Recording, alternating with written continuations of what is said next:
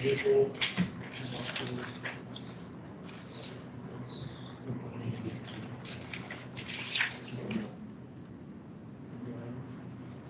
John, can we do IM and RTM? Only in the past. No, it's Thank you. I'd have to look. I can't think off the top of my head here. Okay, Chatland, you guys, it's scrolling slow again tonight, but is the screen scrolling? Are you guys seeing the PowerPoint move forward out in Chatland?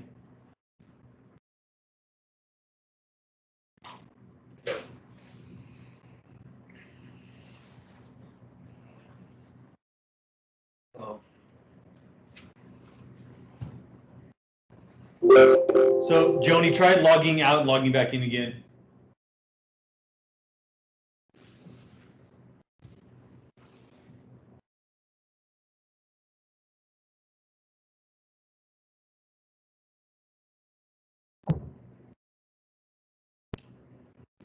Everyone else, you guys can hear me and see the screen. I see some of you have answered.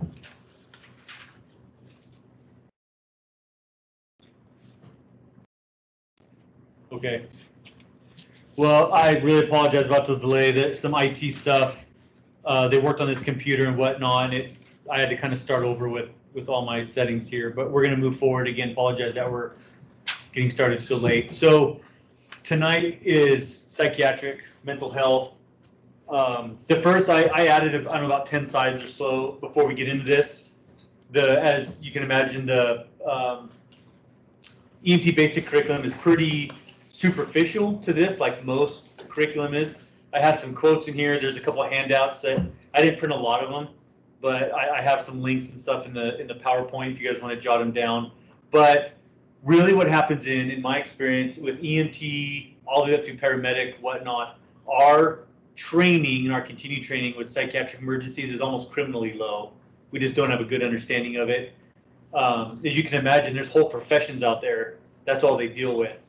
And kind of subject to like an EMT, we just are kind of jack of all trades, master of none. So we just get just a little bit of introduction to this, but not nearly as much as we need. Especially with some of the stuff we're going to go over here, these psychiatric, mental health stuff is just kind of skyrocketing, even in our own county.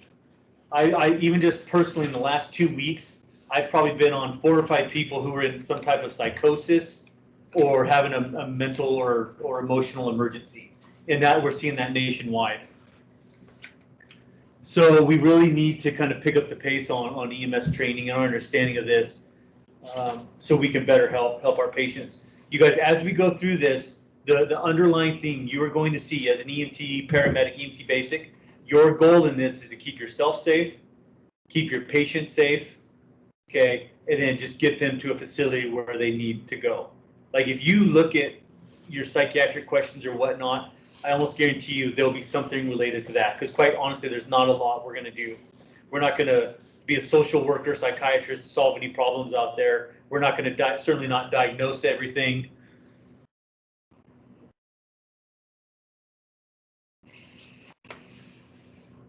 So our job is really, we're supportive out there with any of these. And like I said, I have some, this is all stuff that I put in. You'll see when we switch to the curriculum. But suicide rates are off the charts is kind of the quote that the article I got it from. So sorry, here in the classroom, our TV is freaking out, shutting on and off. So sorry for the pauses. Addiction, drug use, and then the subsequent death from that is also significantly rising. It's again, the quote in the article I read today was off the charts. And there's a lot of stuff that aren't helping that, right? Look at what Oregon just passed.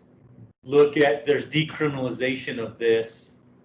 So there's just going to be more and more, the potential's out there for more and more people to abuse it. There's some countries that have already done this that have reported lower rates. Other people are reporting different stuff. So we'll just have to see what comes of it. So 50% of Americans are diagnosed with a mental health problem at least once in their lifetime. you guys remember, this might just be a one-time thing. Just because there's an instance or whatnot doesn't necessarily mean that someone's going to get labeled as something. Some people just, they have one instance in their life where they need a little help or whatnot. But that might be why some people don't go get help, because they don't want to be labeled with something when they have something, an experience in their life that they need help with or should go get counseling or whatnot. They don't want labeled, so they kind of try to live with it. 44 million Americans right now are suffering from mental illness. So as far as suicides, in 2014, which is where I think some of the data came from on some of these other stats, because I specifically put this in, and they mentioned the 42,000 in 2014, but then I was able to find data from 2018 that look at that significant jump. We went from 42 up to 48 or so suicides. We went up 50% in 2020. Yeah, and then we'll, as we go through this, think about like what COVID could have done with some of this, with isolation and whatnot, which we'll try to talk about, because we run into that. I've personally gone with people within the last couple of weeks who, as soon as I walk in the door, they're having a psychiatric emergency, and the first thing out of their mouth is they kind of clap their hands and like, I'm freaking done with COVID. I'm done with masks. I'm done with this. So there's the situations that we're in are really affecting, some of these underlying things, which hopefully as we get into this, you'll maybe see why or what we can do.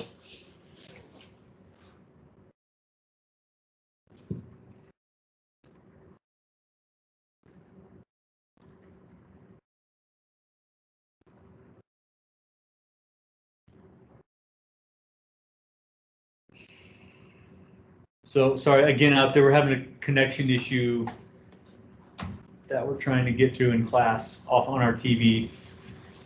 So we're trying to scroll to the next screen.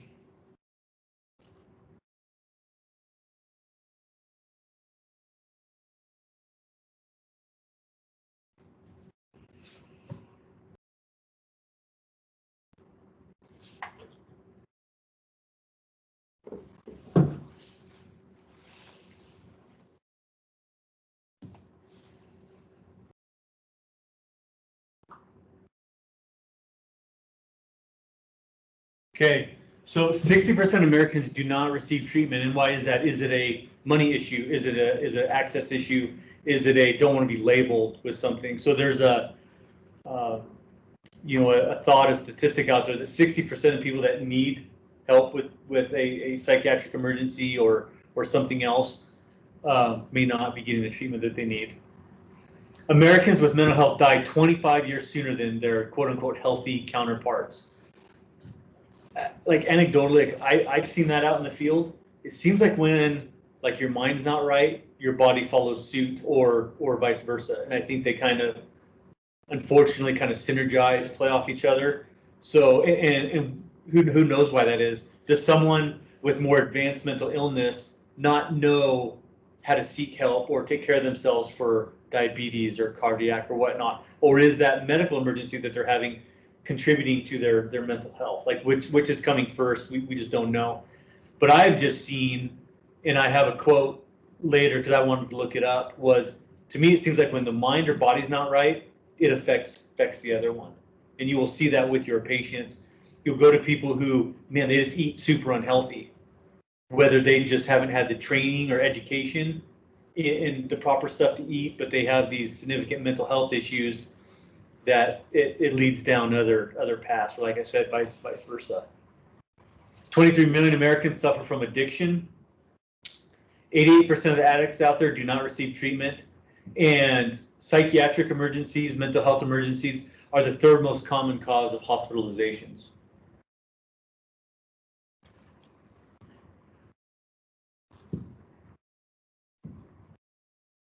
And yeah, Ashley, I'm sure, to look back on 2020, it'll be interesting to see what stats we come up with.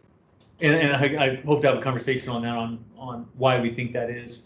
Okay, so possible causes. Like, what causes someone to have a mental illness, or to have an episode, or have poor coping skills, or whatever it is?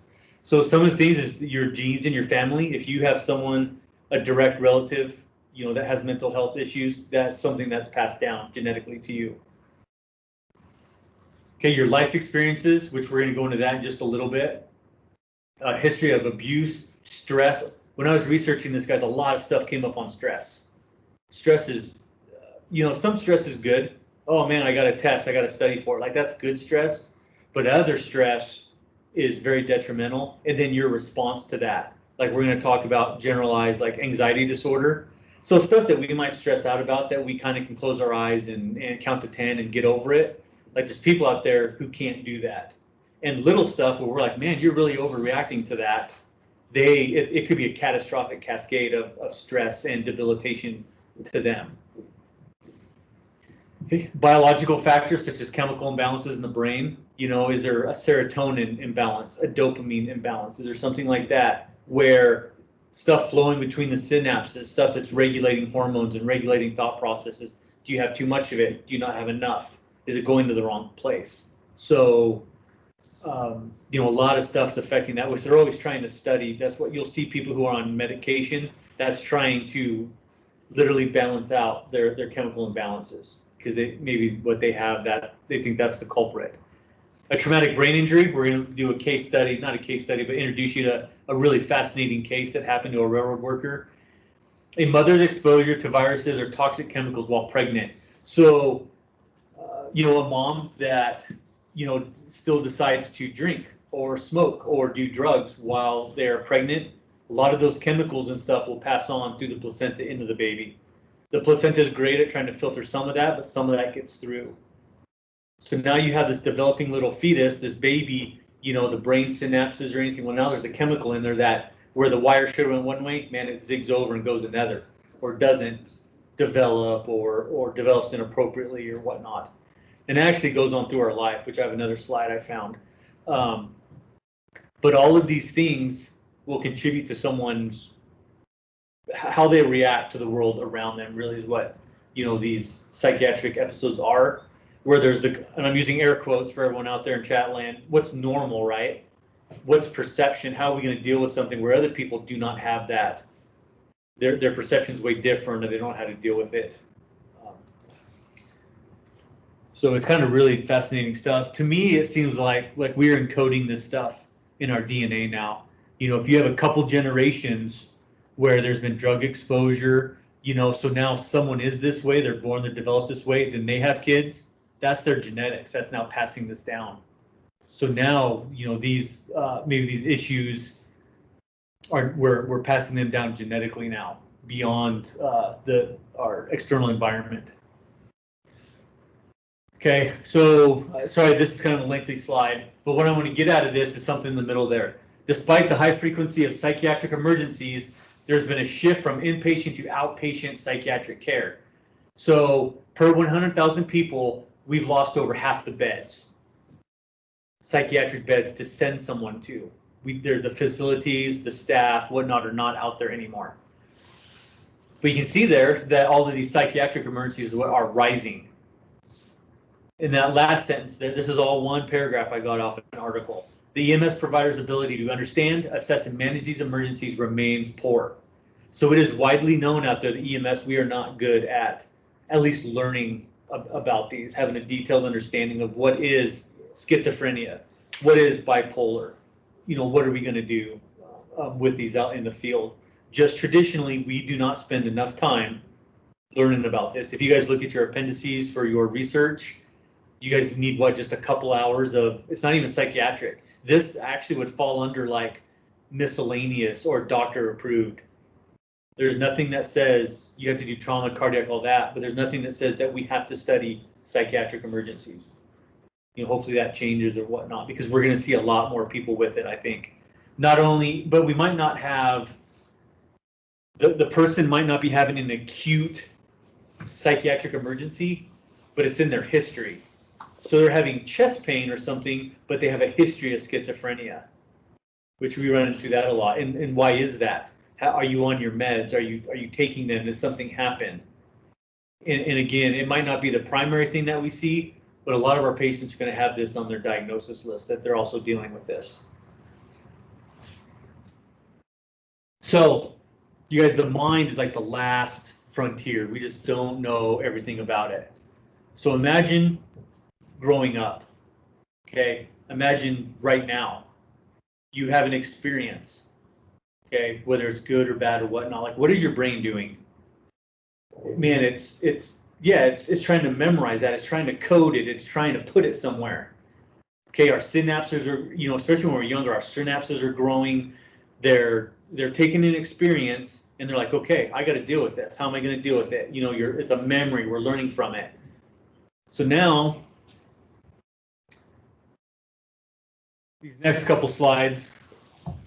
So here is some very sophisticated diagnostic tools, looking at brain, looking at blood flow, looking at brain activity. There's someone with schizophrenia, and then there's a quote-unquote healthy, controlled brain.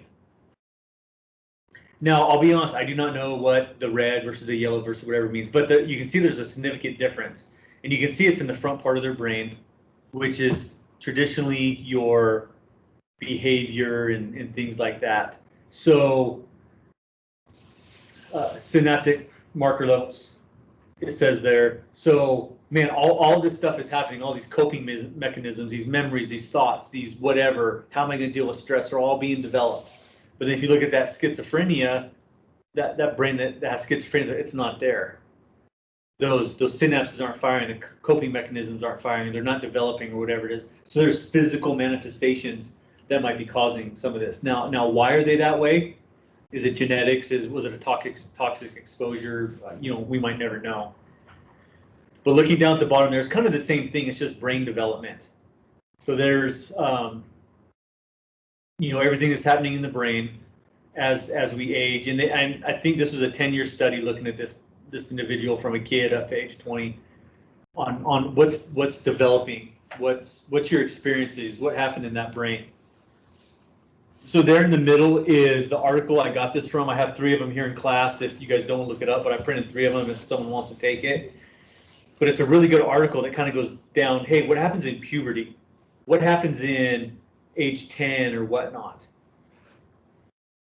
So to me, what I get out of this is imagine that you are a kiddo. You're a 10-year-old. And then you go through a sexual assault. Or you begin, at age 12, you start dabbling in drugs for whatever reason. Your brain is absorbing all of that. It is trying to comprehend and cope. It's trying to make neurons and synapses and all this. And then all of a sudden, there's a big hole in the road. There's some traumatic thing, whether it's a sexual assault, a physical assault, drug abuse, something that now is physically altering these synapses, these neurons that are trying to grow. And think about all these critical parts in our lives, our kids' lives or whatnot. You're a baby, you start learning to walk and eat, whatnot. That's a big one. Lots of stuff growing. You go from toddler to school age, man, now you're dealing with other people. Now you're getting into middle school. Now you're trying to deal with bullies. Now you get into puberty, your body's changing, hormones, boys, girls, all that stress that comes at that time of our lives. And our synapses are trying to grow. They're trying to fire. They're trying to do all this stuff to cope with this. And we're developing our mechanisms that we're going to cope with stuff the rest of our lives. But let's say during this time, like something happened. Like some synapses got miswired. Synapses didn't grow. What does that do for someone the rest of their life, those coping mechanisms and things like that? And I don't think that's the only reason, but I just want to try to have an understanding when you guys go to a patient, you're like, man, this guy's being a jerk, or this thing's going on or whatnot. Like, think about maybe they had a traumatic event that led them down this path. So Ron, have you studied this, or have you seen with kiddos, like, do you have any thoughts on this? Or Yeah, this is really interesting stuff. Tons of research articles, tons of videos, and I think the one thing that I took away from this one documentary with ACEs is like, there's really, you think about what they're linking it to, diabetes and heart issues and all these cancers and stuff that kids are developing later in life. And, and a lot of it has to do with just like, you think about that fight or flight. I think we're going to get into that. We will, yes. Those chemicals are being released, but for like, a kiddo who's 5, 10 years old, and they're getting that dump and they're getting that chemical release, like it just builds up this toxicity in your body. Yep, and it doesn't go away, so they're always in the fight mode. Yeah, all the time. Exactly.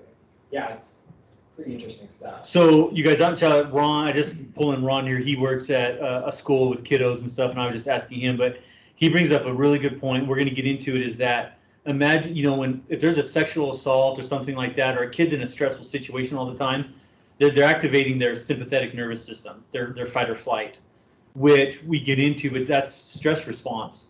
And just think about all those hormones being on edge all the time, that they don't develop the mechanisms to regulate down from that, and they're flooding themselves with epinephrine and dopamine and all that, which is kind of messing up, some of the development that they're going through. And like I said, this, as we get into this and what I read today, a lot of it goes back. It specifically mentions the fight or flight. He mentioned, so this thing, ACEs is adverse childhood experiences. So what this article is talking about is what happens if a kiddo experiences something at these critical stages. And you know what, has anyone here ever had, as adults, have you guys had experiences that changed you, where you're like, man, I'm never doing that again, or whatnot? So even as adults, we kind of do that too. Think about PTSD, which we'll get into at the very end of the lecture tonight. All of us who have never been in the military, Patrick, I believe, has, but, imagine that, you're over in Afghanistan and you walked by just a mailbox and it exploded and the guy in front of you died. Like, what would you think about every time you walk by a mailbox for the rest of your life? And that's where that stress comes from, where, a car backfiring or whatnot. Oh, you're in the Navy too, weren't you? So we do have a couple of veterans, and but those life-altering things, that normal everyday things that we who might not have experienced that, those men and women with PTSD, especially from the military, are coming back, and they can never look at an object or something like that again, maybe without a lot of counseling or whatnot. Here's another, just a picture of this. So these are synapses. So look at the ages there, 6 months to 2 years. Man, we're attaching to our parents. We're trying to walk and talk and communicate and all this. And you see there that there's a lot of synapse formation going on.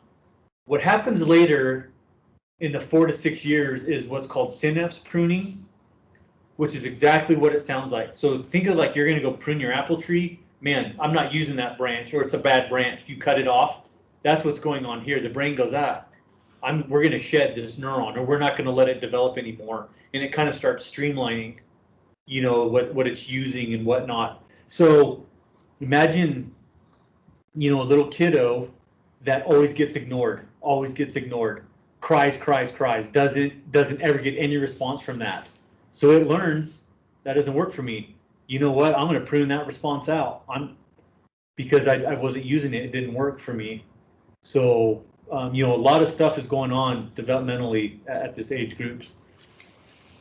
Like, I read this and kind of got sad because I'm like, man, I'm a crappy parent. Man, my kid wanted to play catch, but I was tired, so I just messed him up for life because I didn't want to play catch with him today. Yeah, I just fired off one synapse. So I went home and played catch with my kids real quick, just try to get that synapse back.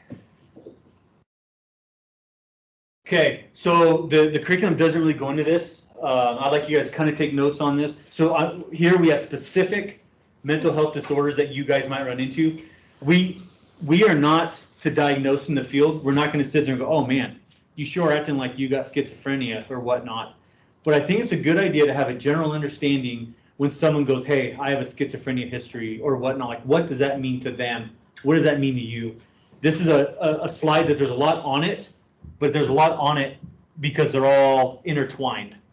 So bipolar disorder, we used to know it as manic depression. Man, you talk to someone, man, and they just couldn't, they were super happy, talking, energized, yada, yada. You'd see them a week later, oh, hey, what's going on?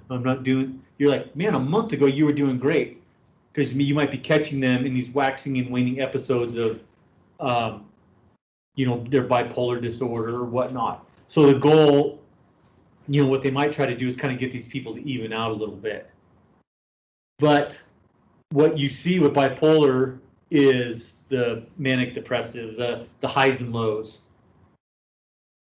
So a lot of times you might catch someone at the top or bottom of one of these swings on either side of your EMS career, where you go to someone who is just kind of off the wall, manic, just talking, lots of energy, won't listen, can't rationalize whatever, and someone's concerned about them. Or they go the other way, where they're low, they're super depressed, talking about suicide, things like that. So it's just a condition of extreme mood swings, and you'll probably be able to tell what mood swing they're in when you're called to them. The next is schizophrenia, which I like the last part of there. It's just a mental fragmentation. Their perception is off. Their thought, their emotion, their behavioral pattern is not appropriate, at least what quote unquote normal people think is appropriate for the situation that they're in. Like, if you guys remember in Joseph, we had a guy, it's probably been 18 months or so, like went off the rails because he didn't get mac and cheese. Like, he wanted mac and cheese. And if he would have just got mac and cheese, he probably would have been fine. But that little stimuli there of not getting it, he, got restrained and transported all that because he didn't get his mac and cheese. And that's literally what sent him off. So kind of an inappropriate response. That being said, my kids, if they don't get mac and cheese when they want mac and cheese too, sometimes we can have that. But this guy had a way inappropriate response to something that we would think is kind of, a minute thing. So then that goes into schizoaffective disorder, which is kind of a combination of all of these, of the bipolar and the schizophrenia. But they have hallucinations, delusions, mood disorders.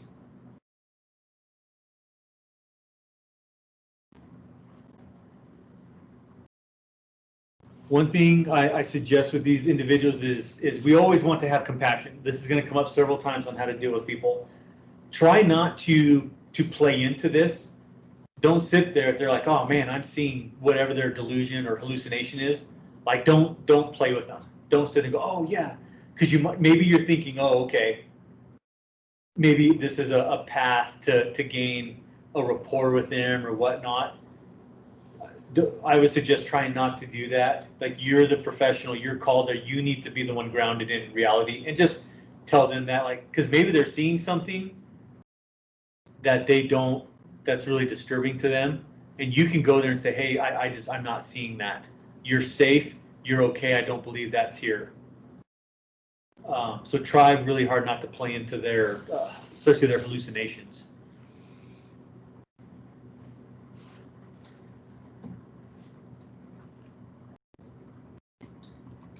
And again, you're not necessarily going to go to someone and be able to pick this out and go, oh, if they're schizophrenic or they're bipolar, you're going to be called to a mental health emergency, a behavioral emergency, and you might need to, try to confirm what they have.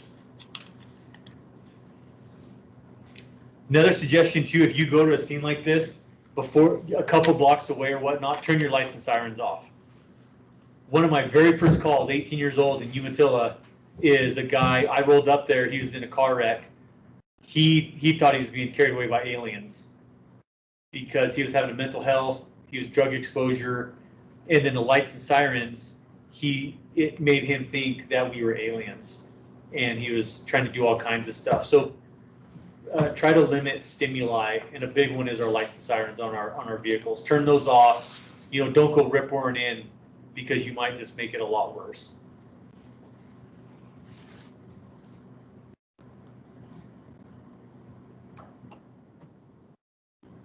Okay, dissociative identity disorder. They used to call it multiple personality disorder.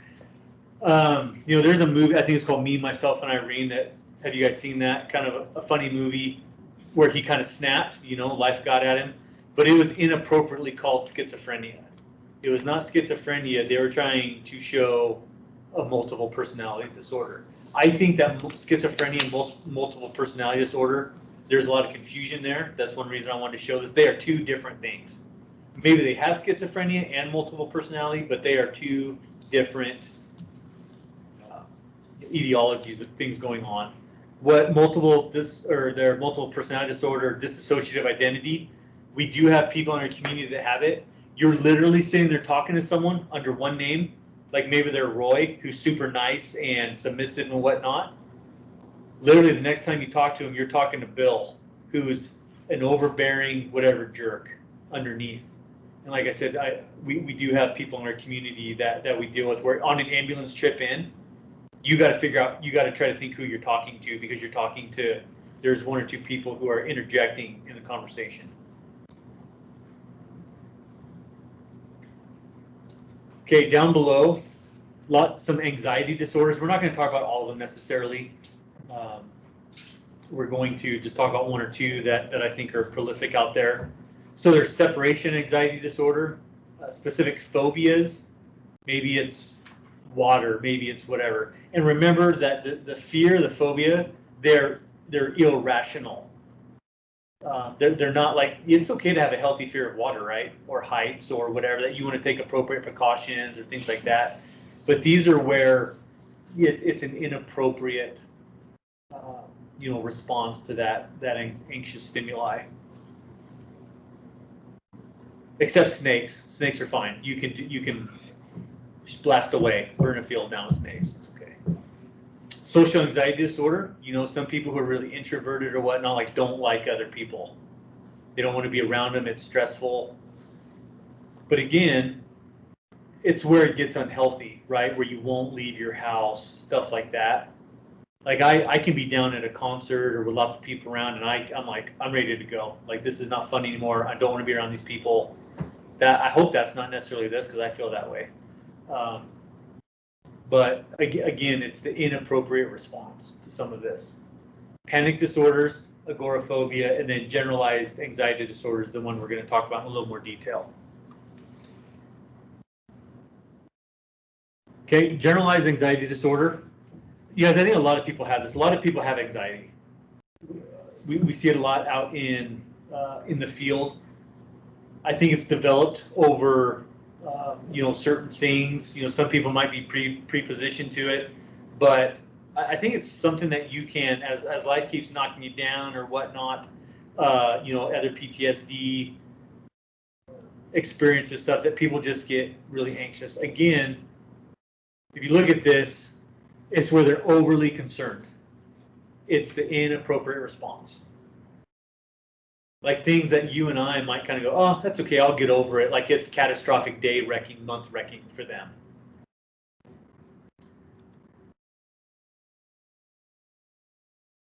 So, real quick conversation, chat land in the room here. Anxiety disorders. What do you think COVID did with people who are anxious, have mental health issues, whatnot? Like, what are some things you've experienced that you can even just think about? Like, what are the things that COVID and our countries and nations and globes response to that? What could that have done detrimental to some of these individuals? Any thoughts on that? Fear of going to public. We saw that on the ambulance where people did not call nationwide from spring break through, April, May. Like ambulance calls and stuff plummeted. ER visits plummeted because people were scared to death that if they left their house or saw anything with medical, they're going to catch COVID. Like here, our call volume plummeted, and we're back up, if not higher, which a lot of people see. But what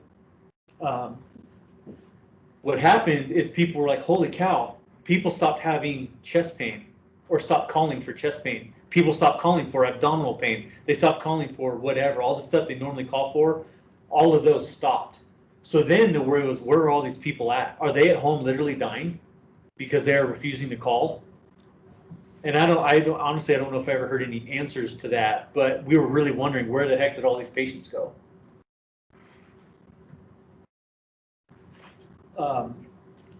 So some of the things on here, so tail spinning out. Jeff, I don't know if you can elaborate on that, but where, man, now I just lost my job. Great. Now I got to wear a mask everywhere. Now this, like every time I turn around, there's another thing. And depending on your views, like think about, let's not even talk about the political stuff that people might think. You know, where's this money going? Where's the money coming from? Stimulus checks, yada, yada, all of it. And it's just getting worse, and it got worse and worse. Okay, worried about people not wearing a mask. Does anyone here, like if you wear a mask and you try to do what you're supposed to do, whether you believe in it or not, does anyone here go into Safeway when someone's not wearing a mask and you're like why, like you don't confront them or anything, but you're like, why are you not wearing a mask? Like, so there's almost turning people against each other. When this first came out, I heard people say, we need to know in this county, I heard this, we need to know where these people are at with COVID, because we need to make sure they don't leave their house. Almost like torches and pitchforks and Frankenstein type response. Like people wanted, they thought, like I couldn't believe I heard it, that they were like, you need to post a big sign, whatever, quarantine, typhoid fever stuff, that this person has COVID. The scarlet letter. What's that? The scarlet letter. Right, yeah, exactly. It was, in my summary, it's kind of like seasonal depression disorder for all 4 seasons, because it started during the spring. Yeah. And then it went through the summer, Mm-hmm. then into the fall, now we're in the winter, now we're going back in again. Yeah. Usually, sad you kind of get a break. A break, yeah. And we haven't had a break of it. You know, and people are responding, like, look at our own community. You could have 2, so this kind of is the response to it. You could have 2 kind of identical restaurants, right, kind of do the same thing. One is kind of doing one thing, yeah, we're open, you got to come in, you can leave, where the other one, like, throws your food at you in your car. You know, they're kind of 2 things, but they're responding to it completely different. So there's a lot of stuff like this going on. So now imagine, put yourself in the place of somebody who already is anxious, is already worried about stuff. Now their world is completely upside down. Some people were probably rejoiced. Wait a minute, you want me to stay home? Sweet. Lock the door, pull down the shades. This is awesome. Some people literally just had, anxiety over the virus itself. You know, when this came out, it was like, if you get this, you're going to die. It's detrimental. Then as more numbers came in, as more testing, whatnot, we found out that's not what it is. Some people are saying it's just the flu. Other people saying, no, it's worse than that. You hear these horror stories, a celebrity gets it, they get on their Instagram saying how terrible it was. So just a lot of misinformation, but think about those people with anxiety, and that's why I want to talk about it here. Like, what are they going through with this? Like, it's, for us in this room, I'm just going to assume most of you are grounded in some type of coping skills, and even some of us were probably like, I'm tired of this, or whatnot. Now think of someone who's really anxious and may not have those coping skills, what this did, and what's it going to continue to do for them, down the road. On here, so I won't say who it is, but it looks like one of the people in here almost kind of had the torches and pitchfork thing at their house. They were demanding, information on their own household if someone in their house had it. So this is coming from chat, essentially firsthand that they experienced that.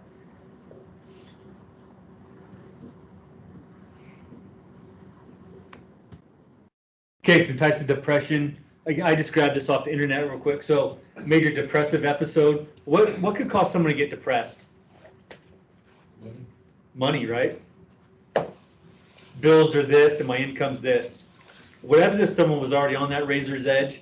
Then the government comes in and goes, oh, hey, guess what, non-essential worker? Guess what, mom and pop store owner? We're shutting you down. Okay. I mean, we keep coming back to the example because that's the easy one to come back to. There's lots of stuff that could cause this, right? What else could depress someone out? What about these people back here in Wallowa Valley Senior Living, or at Alpine House, or down there? What? Independence? They lost their independence, their autonomy. Yep. They've lived in the same house for 60 years with their husband or wife, and now someone goes, hey, grandma, I'm going to shove you into here. So, sometimes those are good. Okay, but sometimes people, it's kind of a bummer thing for anybody, whether it's a good move or not. What else about these individuals in these assisted living facilities? Visitation, they can't see anybody. They have not been able to see anybody. Yeah.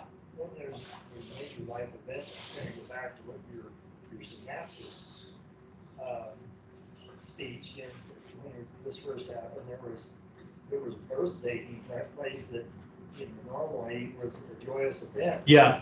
people were not being able to participate, you know, and that's part of people's lives and how they bond and Yep. and it can affect you for the rest of, you know, it could affect you for the rest of your Mhm.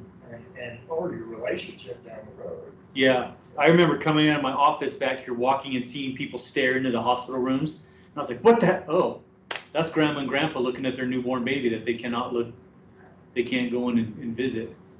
Yeah. So, yeah, so a lot of stuff that in these poor people's lives that could cause, you know, depression, anxiety, whatnot. Okay, so again, here's a line that I found I thought it was a good quote. When evaluating and managing these patients, your focus is on providing compassionate, safe, and empathetic environment. That is your job with these. You're not to diagnose, you can't diagnose. If they need transported, then your job is to try to transport them the best you can.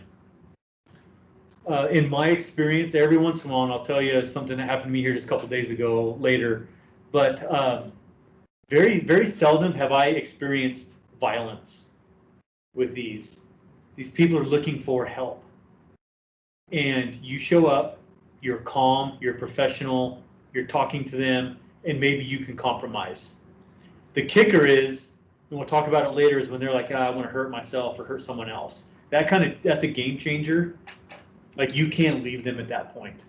If they are determined to be a threat to themselves or others, like, they get to have a mental health evaluation, and most of the time they have to come into the ER. That's the way it's been everywhere I've worked. You know, what happens is you're standing there with the cop, and you kind of have this conversation like, hey, listen, whatever you just did or said, whether you took pills or you tried to hurt yourself, you cut yourself, whatnot, you've done something that you could hurt yourself or others. Like, you're gonna go somewhere. You cannot be left here. And then you got to try to find the way of going. There's the easy way with us, nice ambulance trip on my very uncomfortable gurney, or you get to go with the police officer in an even more uncomfortable police car. 99% of the time, people will go, okay, fine, I'll go in the ambulance. Like I said, when I get called to these acute things, very seldom have I encountered violence. Not to say it's not out there, but most of the time, through just good communication skills and talking, you can get done what you need to get done. So here's one, going back to the assisted living is, and you guys kind of mentioned it too, like we thrive our relationships on touch, you know, on warmth, on compassion, where just a simple hug, you know, I love you, holding hands, hey grandma, hey grandpa, we're here, whatnot. We've lost all of that. Now we're talking to people through window screens and by Zoom, all of that. How many people, like I can't even probably do Zoom. So now you have an 85-year-old, you know, grandpa back here, like, hey, here's an iPad, you can talk to your family on Zoom, and they're sitting there, you know, they can't feel their fingers, their hearing's going, they're wearing glasses, and now they have to try to communicate on a little iPad. I mean, and then sitting there, they're like, oh, here's something I can do, let me try it, but they can't get it to work or whatnot, they don't understand it. That could just add to their mental health, you know, depression, anxiety going down. Even though we're trying to help, doesn't necessarily help.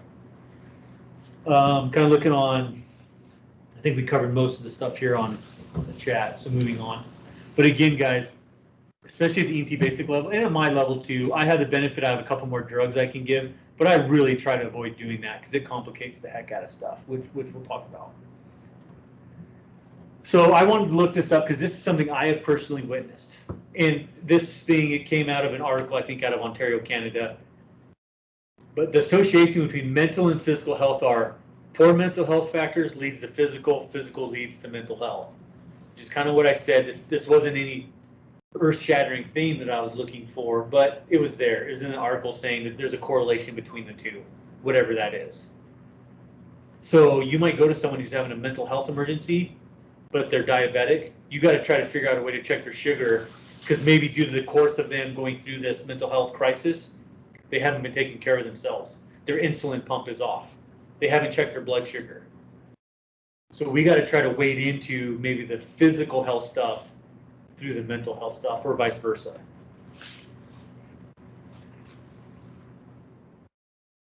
Okay, so now that was kind of my stuff that I wanted to throw in there. We're gonna get into this, which again, it covers a lot of this, but it's pretty superficial. I know we got a late start. You guys, let's come back at 7:20, and then we'll continue this. So we're gonna take a break, come back at 7:20.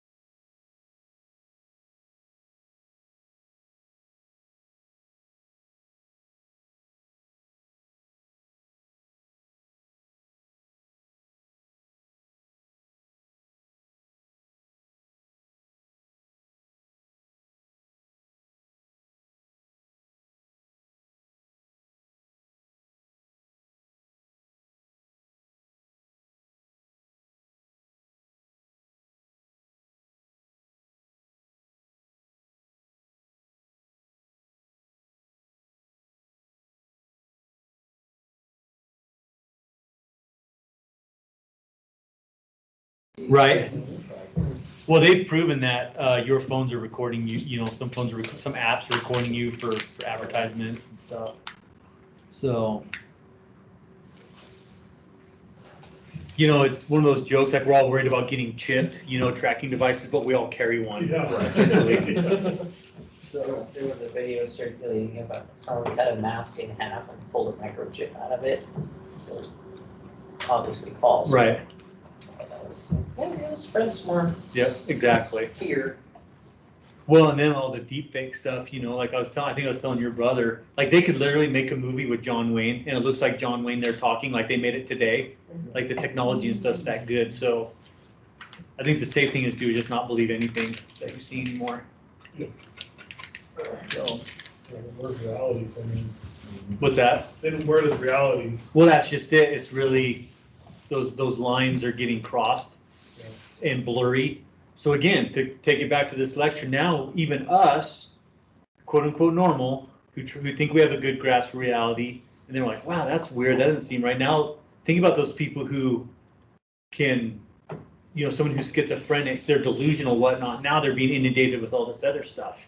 Conspiracy theories, you know, those type of things, that just because of social media and that really, kind of actually really scary. Like maybe they had a thought one time that was going to happen, and the conspiracy theory like beefs that up like this is happening. Yeah. And they're like, oh yeah. That's crazy. Yeah, and then we're all going to be in like tinfoil or armadillo helmets or something like that. So, all right. So moving on, this is going into the curriculum. So psychiatric recognition of behaviors that pose a risk to the EMT, patient, or others, and that's typically why we're called, is because whatever they're going through now has gone beyond the acceptable norms of society. So someone is called for help, or maybe the patient did. So we're going to look at management and assessment of acute psychosis, suicidal risk, and then agitated delirium. Okay, EMTs are often care for patients experiencing a behavioral crisis or psychiatric emergency. The crisis may result from an acute medical situation. So think about someone who is on meds, schizophrenic, whatnot, but then they get a UTI. Now they don't feel good. Now their electrolyte things are getting out of whack. So now there's a physical manifestation that is now compounding their mental health. Mental illness, mind-altering substances, stress, and then other causes like dementia. And then I put that little deal in there, you guys are a combination. A lot of times you go to multiple things going on. You go to someone who has schizophrenia, but then they've also taken THC or marijuana, which sometimes has an effect of adding paranoia to their underlying condition. So a lot of times there's 2 or 3 things going on. And again, and that's why it's really hard. We can't fix stuff in the field because we can't fix all of the things that these people are being inundated with. All we can do, again, is provide a safe environment, be compassionate, and get them, literally, we just kind of bring them to the ER here. That's our only choice. Okay, at some point, most people experience an emotional crisis. This does not mean that everyone develops mental illness. Sometimes people just have a bad day. Again, here's an example I have about in Joseph that we had. We had a gentleman, very straightforward, straight-laced guy. He was in the military. He loved police and fire and EMS. That was just his upbringing. Well, he bought this house out near the lake, thinking, man, this is going to be my vacation rental, whatever. His kids who are in college come home, and we won't get into colleges and stuff now because that'll be another rabbit trail. But his kids come home and they start going, again, I'm just telling you the story, not my beliefs. They start going white privilege, Black Lives Matter, disband the police, defund the police, things like that. So here's this guy who spent his entire career in the military, has nothing but respect for people in uniform, but he had a couple drinks on board. And his kids come home, who he loves, raised, whatever, tried to raise right with his thinking, he thought, and now he's being inundated. 3 of his kids are attacking him on how his livelihood, on how his thinking, on defund the police, all of that. And he had a bad day. And he walked out into the lake trying to go, I'm done. I'm done with you guys. I'm done with this. I'm done with stress, whatever. Never had an emotional thing in his life. He's in the military, you know, but that day, that instance, he goes, I'm done with my kids. I'm done with this. I'm done with all this garbage. And he walked out into the lake. Now he was able to get back out, had some clarity or whatever, but nothing's ever been diagnosed, whatnot, but just that one instance, that all that level of stress, his kids completely going against his beliefs, how he raised them. They're just literally attacking him verbally on this, and he had enough. We get there, any of you guys on that call? You know, so we get there and he's kind of thrashing the front. His friends are trying to hold him because there's alcohol. He's kicked in a door. But the whole time he's doing this, he's looking at us going, you guys, I love you. You got EMS, fire, you guys are great. I'm kind of disappointed in my kids right now. And he would not go. But then the sobering embarrassment kind of started coming in. So that was compounding it. Because he's like, man, I'm so freaking embarrassed. You know, here's this guy who's a whatever in the military, a captain, whatnot, like throwing the covers over his head so people can't see him. You know, we're trying to talk to him, we're trying to reassure him, being non-judgmental. Because quite frankly, even there's days where I'm like, man, one more bad news feed or whatever, this could be me here. Like I totally had compassion for the guy. I felt bad.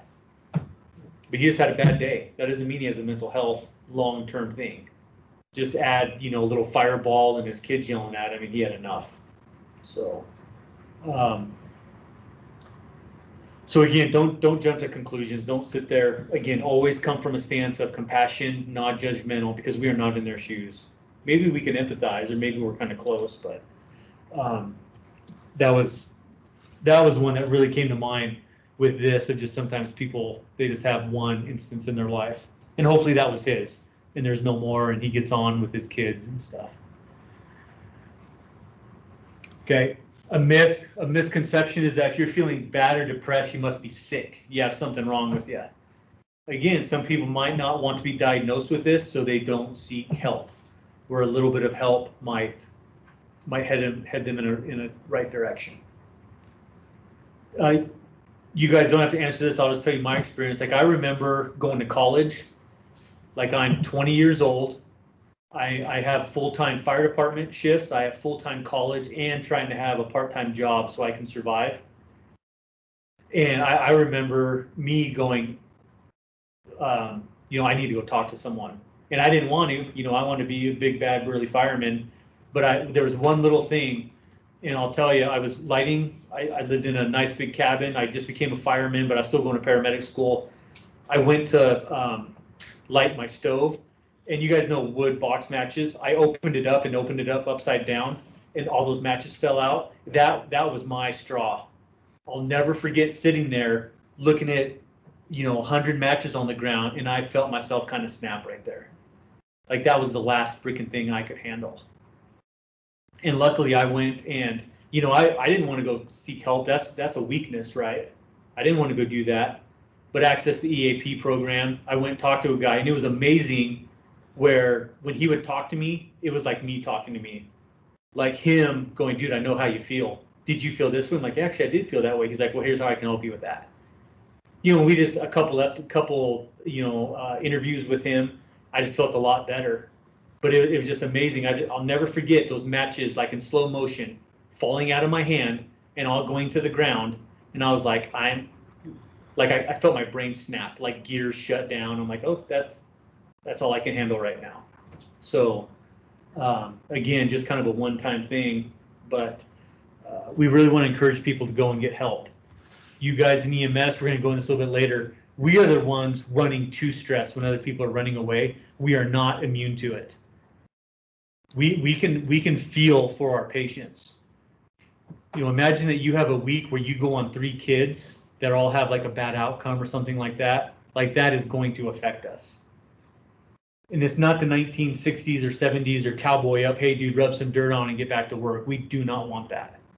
So please, you know, be thinking about yourselves and your coworkers as well. So we've already talked about some reasons people can be depressed. Okay, many people believe that all individuals with mental health disorders are dangerous, violent, or unmanageable. And again, I completely agree with this. Only a very small percentage fall into this. Very, very small. Some people, you guys, there's too many variables out there to talk about in one night. A lot of people, they're on meds. Well, they start feeling good on their meds after a couple months. They're like, man, maybe I don't need these meds anymore. And then they stop taking their meds. And then they kind of slip back down slowly into where they were before, and they don't realize it. But they were feeling good, and they're like, man, maybe I could get off these meds. And they probably couldn't have, or they shouldn't have. And you may be exposed to a higher proportion of violent patients, but again, that's just because we're the ones called to it. So you always need to be on your game. So communication is key. Patients may de-escalate when a level of trust is established, and that's absolutely true. Just talk to them. I kind of equate it to treat them like you would a kid. Don't lie. Tell them what's going to happen, and then anything that you're going to do, you just tell them. Like, walk them through it. You don't want any surprises. So you may be able to predict violence. Sometimes you can't. Here's another one of my recent experiences. Last 6 days ago, I went on a guy that here in town saying he's going to commit suicide. He was at a window and all kinds of stuff. I get to him. He's kind of doing some weird behavior, rolling around on the floor, totally having a schizophrenic kind of manic episode. Well, I get him up. I'm like, hey man, let's just go in. I won't do anything. No vitals, no nothing. You need to come into the ER. And he goes, okay. He hops up. He starts walking. And then the police officer's there. And because he went for the violence and all that. And the police officer's there. And we're walking out. And this guy, at a snap like this, jumps and goes for the cop's gun. So here we are, kind of caught off guard. We're like, man, I'm thinking this is gonna be super easy transfer. In 2 more minutes, I'll be at the hospital, and everything changed like that. This guy jumped for the gun, and then I had to grab him while the cop's trying to secure his gun. You guys, I didn't even think about it. I was just like, oh my God, this guy's gonna get a gun. I kind of bear hugged him, and then in my chart and in court, I will say I assisted him to the ground. And that's all I'm going to put it. And, on the ground, he got restrained and all of that. But this guy caught us off guard, and he snapped, and he was trying to provoke. He told us this out of his own mouth. I was trying to provoke a suicide by cop. So, again, just because it doesn't happen a lot, it does happen. Like I said, this exact thing happened to me 6 days ago. So you need to be careful, and sometimes there can be violence. And my partner who's on here is very upset because she missed all the excitement because she was out getting the gurney. So she walks in to me and the cop on the ground wrestling with this guy, and she missed it all. So she had to put on here her frustration. I think it was more described as a leap in a football tackle. What? Is that how it was described? Yeah. Oh. So it didn't come from me. It was described apparently as a leap in a football tackle, but he didn't get the gun. And so is the officer telling the story too? Yeah. Okay, good. Not just me. So I was waiting to get called into HR. I haven't got called in yet. So, okay. Behavior is what you see of a person's response to the environment. So the problem that we get called to is when that response to the environment is inappropriate. I didn't get my mac and cheese, so I'm going to freak out and start throwing stuff. I didn't get my meds, whatnot. We are called to when the coping mechanisms and stuff break down. And people learn to adapt to stress. But again, let's look at COVID. Man, 1 minute, maybe you're kind of on the razor's edge with paying your bills. The next day, Uncle Sam says, guess what? You're not allowed to work anymore. So then there's another thing. Guess what? Now you just lost your car. Now your landlord's like, where's my rent? Like, I think anybody, even good people with good coping skills, like that would probably, if you had to go through that you'd reach the, your last straw pretty quickly there.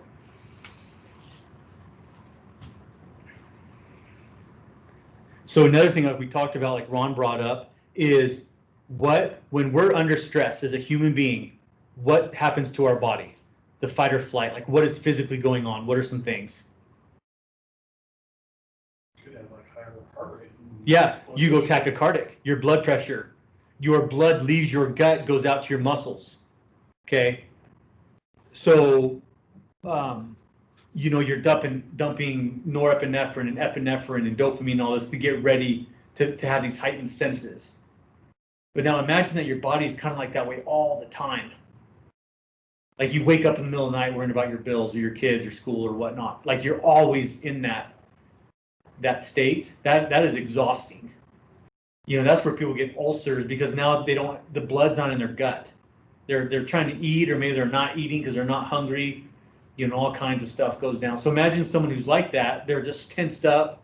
They feel that way all the time, but they're diabetic, so they're not eating properly. Or like, man, I haven't ate. I better at least eat a candy bar. Things like this manifest themselves out with these episodes, these crises.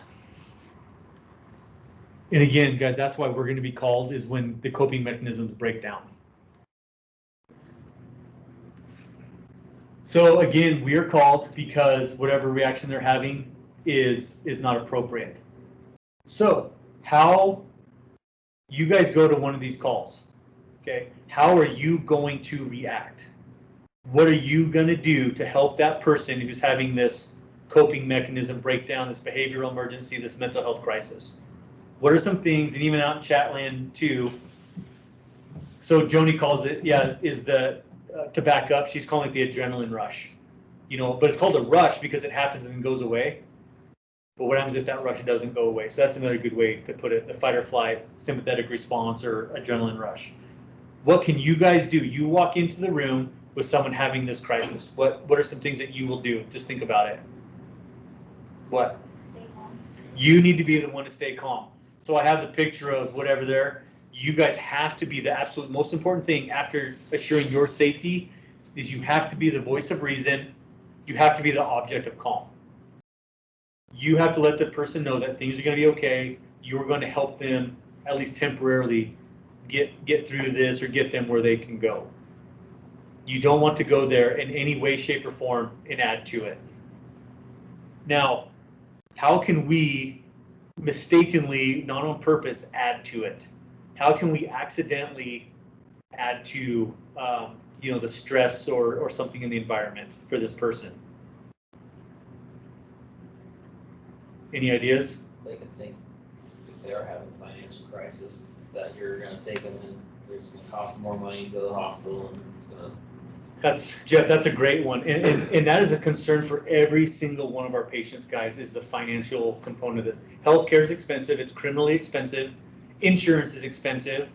So you pay $1,500 a month, and guess what? But yeah, you still have to pay $10,000 before we'll even kick in insurance. Like it's criminal. I'm getting stressed out. My behavior is going to go bad here thinking about insurance.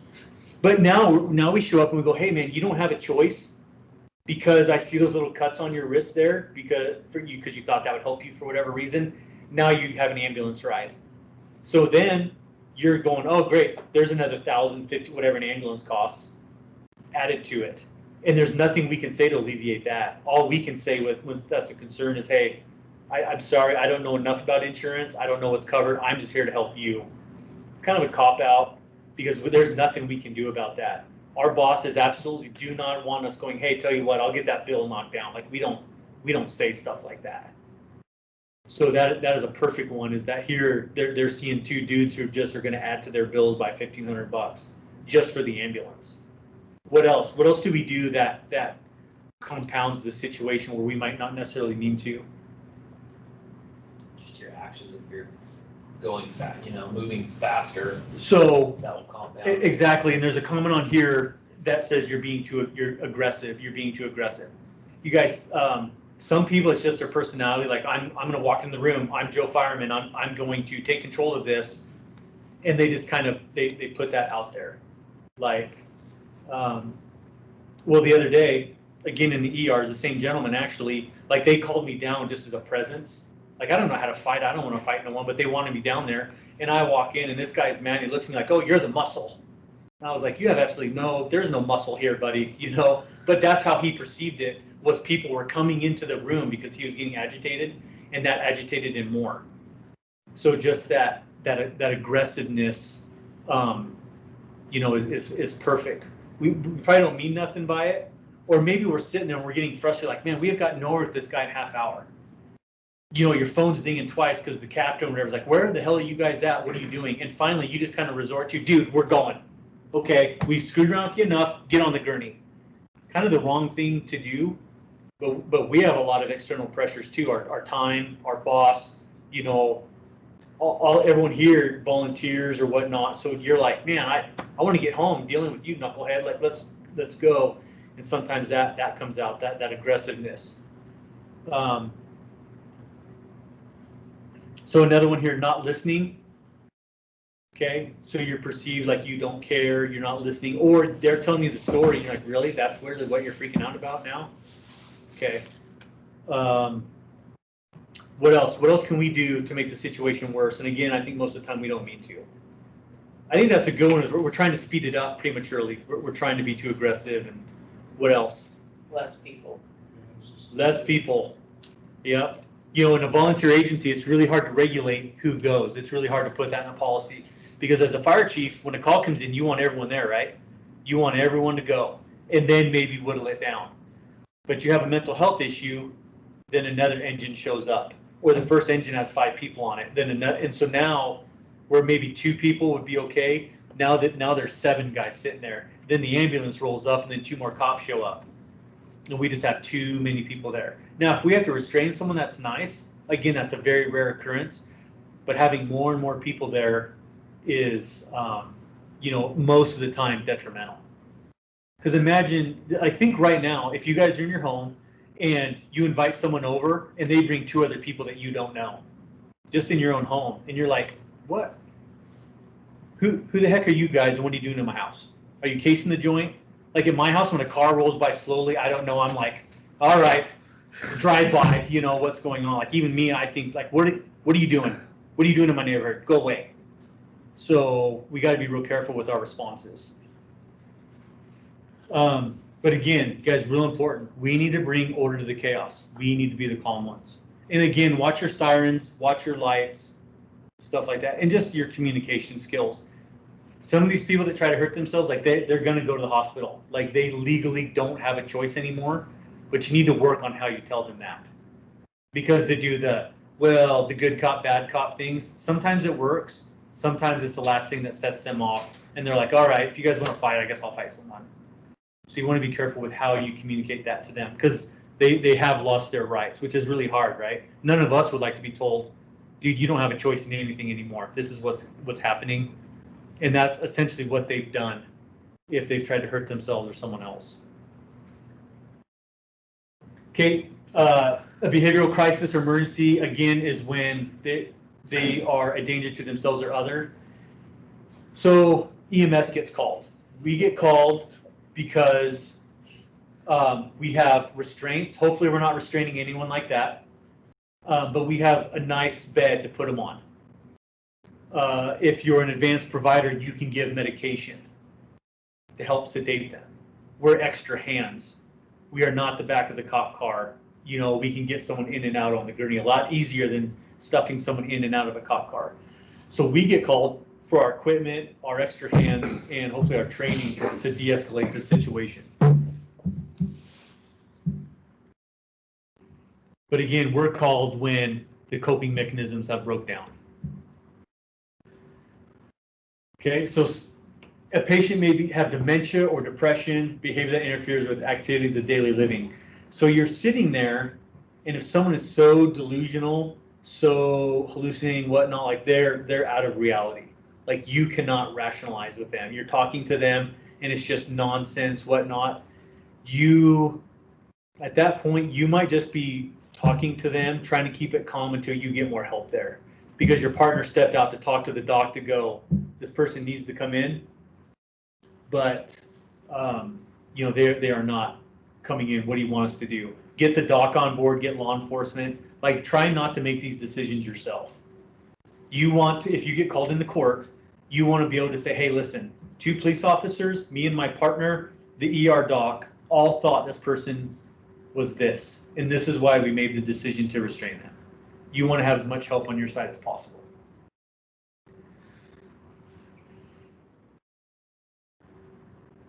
So if an abnormal disturbing pattern of behavior lasts for a month or more is a matter of concern.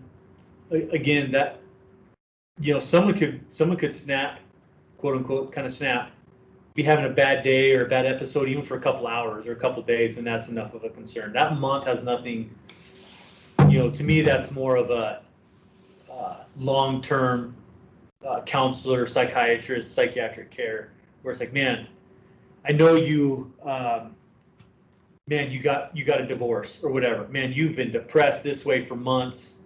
Like we need to look at more help for you. And again, psychiatric emergency, you guys, they might show agitation or violence. Again, I think it's pretty rare, but I say that you always need to be prepared for it because it could happen. They could become a threat to themselves or others. Okay, so here's some stats. They affect tens of millions of people. And again, impaired functioning. And again, that's why we're called, because whatever they're going through, however they're reacting to it, is not appropriate. Throwing stuff, screaming, being in the street, stuff like that is not acceptable by our societal norms. So then we're going to get called to try to help that person. Anxiety disorders, we've talked about some anxiety, are the most common. A lot of people are just anxious. They have a hard time rationalizing, getting organized with their thoughts and what's going on around them, and it just leads to more and more stress.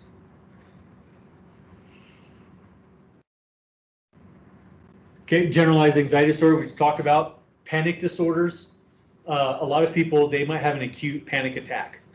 What does an acute panic attack mimic? What does it look like in the field to you guys? What could it look like? Stroke or a heart attack? Yep. After a while, if you guys seen enough of this, when you see someone hyperventilating, they're 34 years old, they're complaining of chest pain, they're sweaty, they're tachycardic, a good question to ask them is, hey, do you have any anxiety?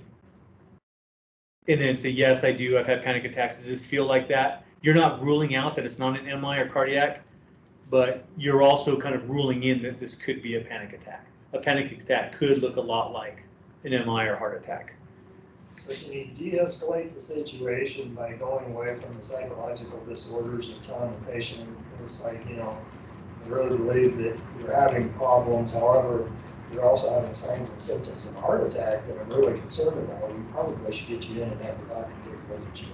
Yeah, I think if it's appropriate, but then make sure, I think you would just need to word it right to where you're not making them think they're having a heart attack. Yeah. No. It's a touchy thing, but you're absolutely right. Is hey, you have. I try to look at it like, hey, here's what I'm seeing that's abnormal. Yeah. You're breathing too fast. Your heart rate's going too fast. You're sweating. Your body's trying to tell you something is wrong. I don't necessarily know what that is. Let's go get you checked out. I just think it'd be easier to lure them in on some medical issues than it would be psychological issues, in my opinion. Yeah, and I would try to do it that way, and I've been successful with being objective and listing what I see. That, hey, see that? Your heart rate's going 110. That's too fast. Your fingers are tingly because you're breathing too fast. Like we can take care of all this. And I think you're exactly right. Is try to be objective about it, and then maybe it diverts them away from whatever sent them into that. But yeah, I think that would be a good tactic. Post-traumatic stress disorder, we're going to get into, I think it's the very last thing in the chapter. And then obsessive compulsive disorder. Some people have mild obsessive compulsive disorder. Other people, it's almost debilitating, where, I've heard of some people where like everything around them like has to be facing a certain way, or man, that thing's out of place. Like I heard of one time a kiddo, it was his mom telling me, but like a backpack, like he didn't like how the strap was coming off of it because it was like facing the wrong way, and that like ruined his entire class period because he was just sitting there like focused on that strap coming off. So with that, maybe there's stuff we can do in the ambulance to help these people out. Does anyone here have any experience with like obsessive compulsive or I think a lot of people probably have it. They don't realize it because a lot of us like things a certain way. Like have you gone into like someone's shop and like everything's in its place? Like, you do not move that. If you move it, you would better put it back. Like, is that, or is that just super organized? Like, I don't know where that cutoff is.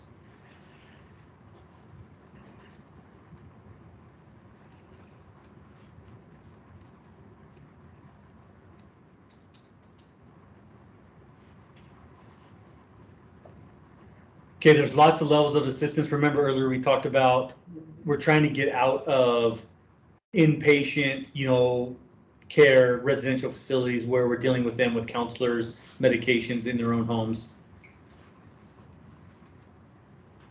So here they mentioned several things, and I honestly didn't necessarily know the differences, but here are some differences between counselors, psychiatrists, and psychologists. So psychiatrists are doctors, psychologists are not. Psychiatrists can prescribe medication, psychologists can't. Psychiatrists are diagnosing, psychologists are just focusing on talking to them, helping them through whatever they're going through. So there is a difference between the two.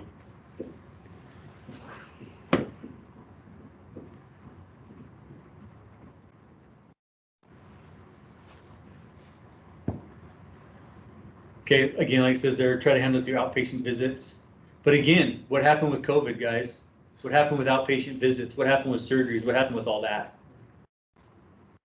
What happened? A lot of them stopped right at the beginning, man. They just shut them all down because everyone was scared to death of this virus. So you couldn't go see your doctor. We hadn't set up Zoom calls yet. We hadn't set up Microsoft Teams. We hadn't done all this. So now all of a sudden, these people that relied on 2 or 3 visits a week now don't have any. Hey, I'm having a real problem, doc. I'm having a bad week. I can't see you. Sorry. Someone ate a bat in China. I know this is recorded. I'll get in trouble for that one too. But so, a lot of people had setbacks when this started. Hopefully we're getting stuff caught up. But these basic things that we took for granted, one day in March, all shut down.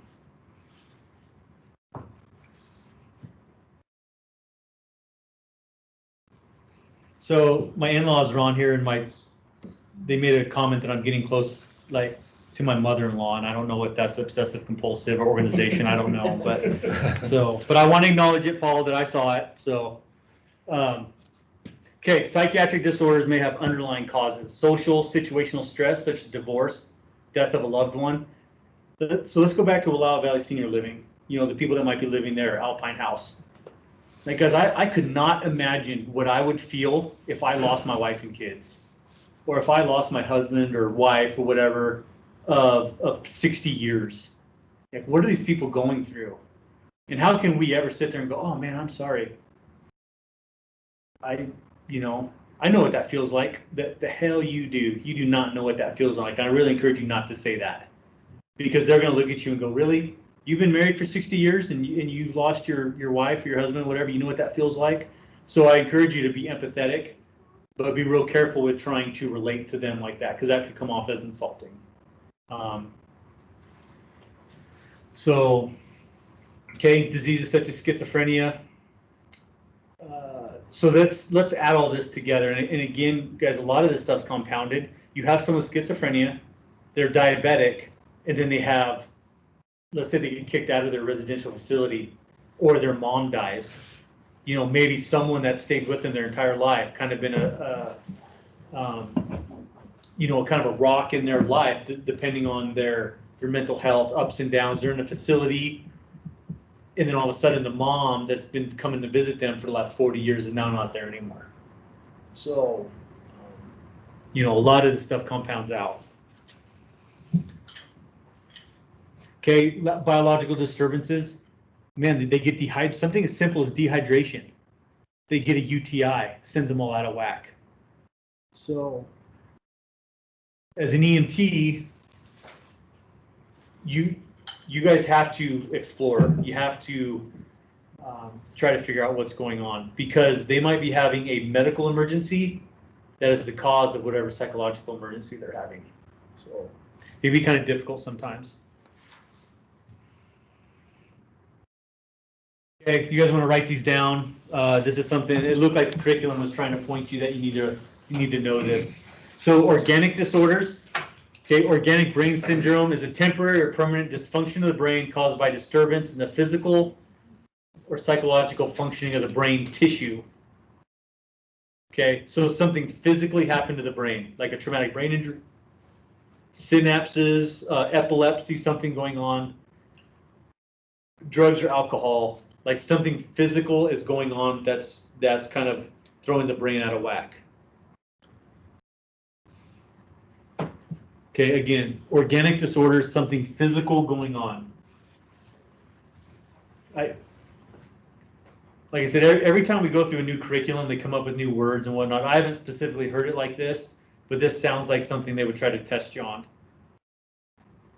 Not necessarily from me, but like on the state or national test.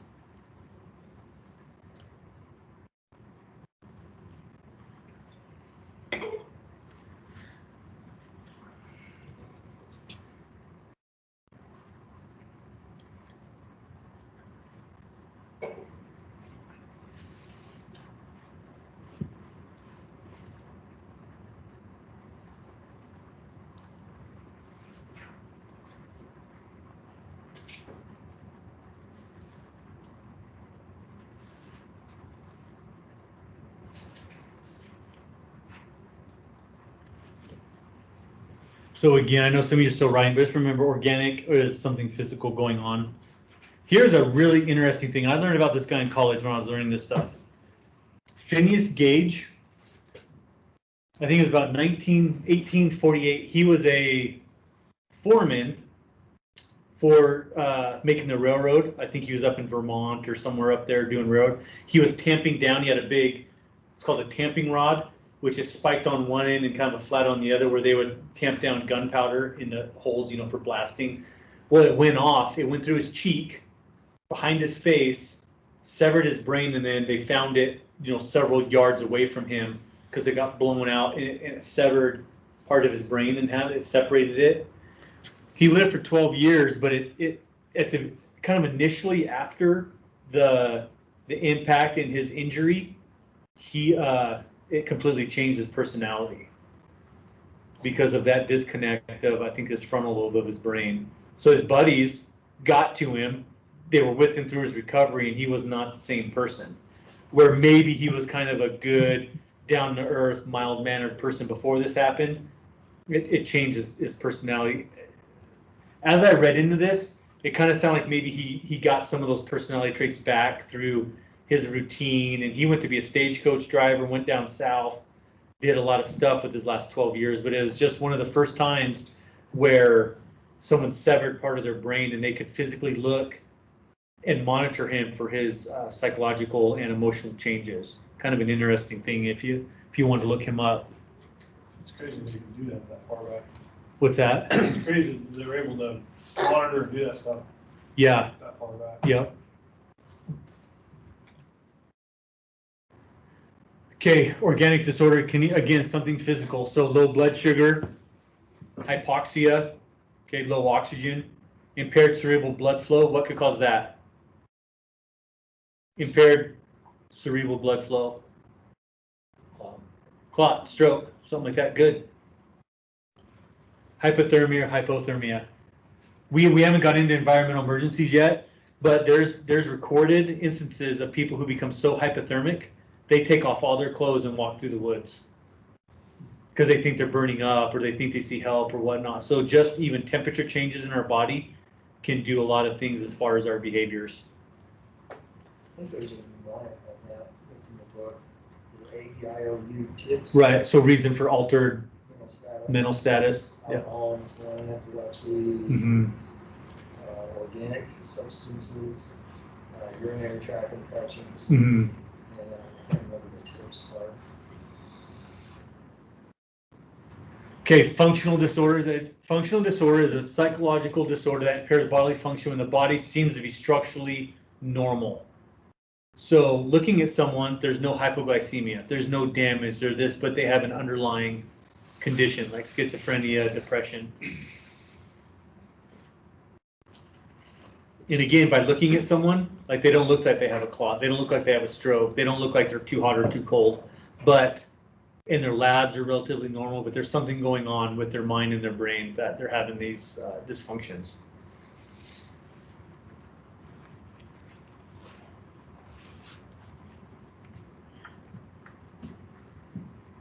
For the record, like it's still on my chat here. Like I love my mother-in-law, father-in-law. Just I want that recorded. So okay, they're great people.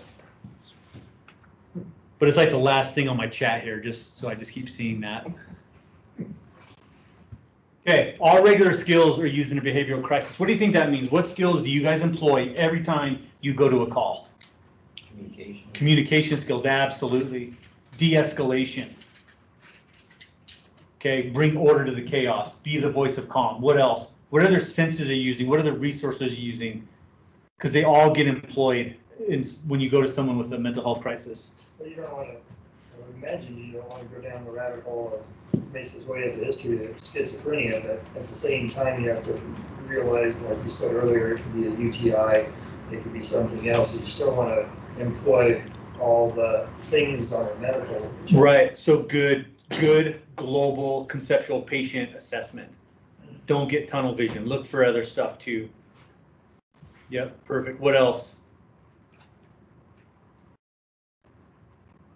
Just your vision to make sure the scene's safe. Right, things, man, he's putting his hand in his pocket. He's got a backpack there. He's kind of creeping towards this one door. Like those things that kind of make the hair on the back of your neck stand up, like listen to that stuff. Like what? This guy's, like you might go to someone and go, man, this guy's kind of acting funny. Like you got to be able to objectify that. Like what are they doing? What could they be doing? You know, are they going for a weapon? Are they going to jump? Things like that. So, yeah, communication, empathy, patience, all of that. Very good.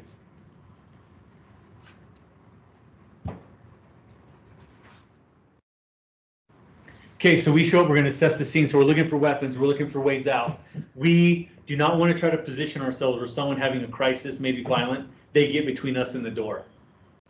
We need to have a lookout. We need to have people where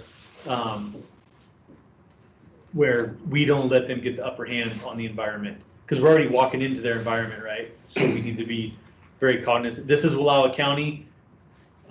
There's a gun, you know, kind of everywhere. Some people hide them better than others. Other people are pretty proud of them. But we have people in our county where if they literally hit the ground, they could reach a gun anywhere. So we want to be careful of that. Someone is having a delusional episode, hallucinations, whatnot. Now all of a sudden 3 guys come walking through their dark hallway with flashlights, talking. We would be real careful of that. Our dispatch center does okay. It's not uncommon to be sent to the wrong address. Numbers get transposed all the time, which might put you on a completely opposite side of the street. So, or in a different part of town. North-south. 302 east versus 302 west are about 6 blocks away from each other, but those addresses could be there either way. So Mel kind of brings up like a lookout or someone who, you know, if I'm talking to the patient, someone else has a more global view. They're looking around, where's the guns at, stuff like that. Like if I see weapons around, like I don't ever mess with them, but I just want to know that they're there, that if someone starts moving towards it, I think you could cause more stress and whatnot if you start moving people's guns and stuff like that around. But you just want to be cognizant that they're there. Okay, we always want to don our protective equipment, have a plan of action, try to de-escalate, and then identify yourself. We're going to talk about why it's really important. We've mentioned this before, why you want to identify yourself, and you want to be there in some type of uniform, which we'll look at in just a minute. Okay, be direct. I kind of think about treating these people like you talk to a child or someone elderly. Tell them what's going on. Don't lie to them. Say, hey, here's what we need to do. Let's let you retain some control, but this is what needs to happen. What is an acceptable way that you will allow this to happen? You need to go to the ER. Would you like to go with the police or with us? Most of the time, people will pick with us. Okay, we never leave them alone. We try not to let them walk into another room, especially if they're getting agitated, because we don't know what they're going to do. Whether they're going to go hurt themselves, come out with something that's going to hurt you, we just don't know. Okay, we don't want to get too close. 1, for safety, we don't want to tangle up with someone. And then 2, we all kind of have our bubble. And that could be a cultural thing too. Like there's staff in this office, the hospital here, they come up and talk to me and it's like they're standing on my toes. And I'm just like, oh my, you're in my, like, I respect you, nothing, but you are way in my bubble. And we don't want to do that to people who are already in a, phobia or, an emotional episode. Express interest, but again, do not play into their delusions. Again, I remember one time when I was a student, I was talking to someone who was going delusional, hallucinating, and she starts talking to someone who she thought was standing behind me. So she's like, oh, he's right behind you, which kind of freaked me out. So I jump and turn thinking, but it was just a hallucination that she was having. But she was talking to someone who she thought was in the ambulance behind me. But again, we try not to play into that. Avoid fighting. Again, if we're fighting, it should be because we have no other choice and we're in a kind of a self-defense mode. That doesn't necessarily mean restraining. Like restraining, which we'll talk about, we need to have a plan and we need to do it safely and appropriately with enough help. Because we don't want to, like, two of you go on a call and you go, man, we're two big burly dudes, we can restrain them. And then you start trying to restrain them, you're like, oh crap, we can't restrain them. It's all hands on deck just to keep them down, and now there's no one there to try to get the soft splints or anything like that on. So we need to make sure that we have a lot of help. They recommend 5 people, 1 per extremity, 1 for the head. And probably another one would be nice that is going to help you get your soft restraints and stuff like that on. And again, guys, don't judge, and you won't. Like I said, when you get into this in a year, like, there's just nothing to be judgmental for anymore. You guys are going to see the most incredible things that people go through in their lives, and some of the stuff that people might be embarrassed about, like, you want to tell them, like, dude, this is nothing. Like, don't worry about it. We're just here to help you. And that's the attitude that you guys will develop, because you guys are going to see some of the most incredible things where you go home and you're like, oh my God, did you guys see that they don't even have a floor in their house? Things like that. One thing you get to see with this career. Be prepared to spend extra time. So in this class, we're going through all these scenarios, right, where you have 10 minutes, 15 minutes, if not you fail. You need to do this quick, figure it out. You can't do these on these calls. You go there to de-escalate, to be patient, and you might be there for an hour trying to figure it out. What are the problems with that, right? The fire chief going, what the heck's going on out there? What, are you guys okay? Are you guys kidnapped? Whatever's going on. So in a volunteer, my boss is going, man, there could be another call. Like, I need you to get available. We got to hurry this up. But on these, you have to be patient. Maybe someone steps out and calls the boss, calls Jeff, calls the fire chief, calls whoever, and goes, hey boss, we're going to be here a while. We have to transport the 75-year-old that thinks she's pregnant, but we got to load up the pile of laundry that thinks is the baby, which you guys have heard that story. We had to do that. So you kind of have to put that golden hour, 15-minute platinum time away to be patient with these individuals. Okay, is it potentially dangerous to your partner? Is it just going to be them? Is there weapons? Is there access issues? Things like that.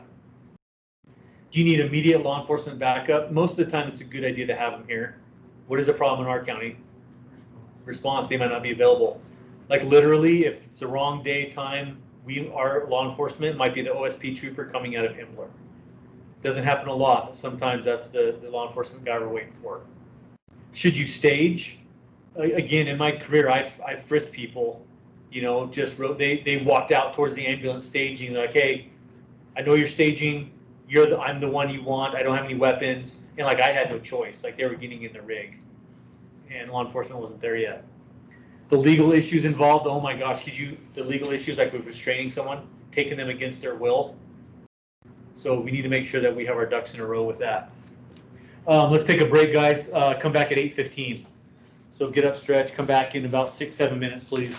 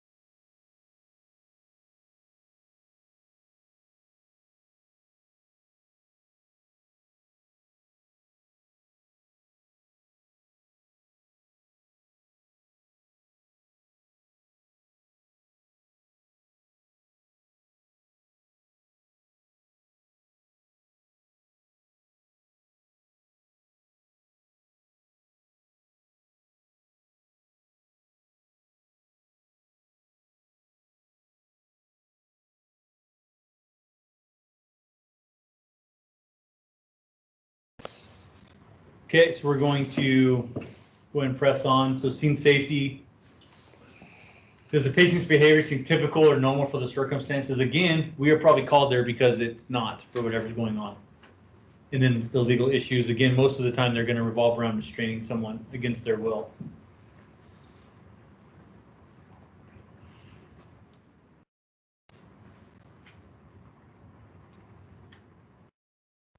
Okay, so our scene size up, we're going to determine the nature of illness, mechanism of injury. Again, was it someone huffing paint? Was it someone who's schizophrenic or has an addiction issue? And then to get high, they're out of money, whatever the situation is. So they go, you know what, I'm just going to huff some paint. So you walk into paint fumes or other stuff like that could be dangerous to us, so we need to be careful of. Noting any medications or substances that may contribute to the complaint. So what type of things would you guys be looking for? What could you see around there, like paraphernalia, to go, oh, this is probably adding to it? Needles. Needles, good. Paint cans. Paint cans, other stuff, fumes, Pipes. heroin, marijuana, whatever. Gas cans, again, huffing paint. And then, other drug paraphernalia or like alcohol bottles.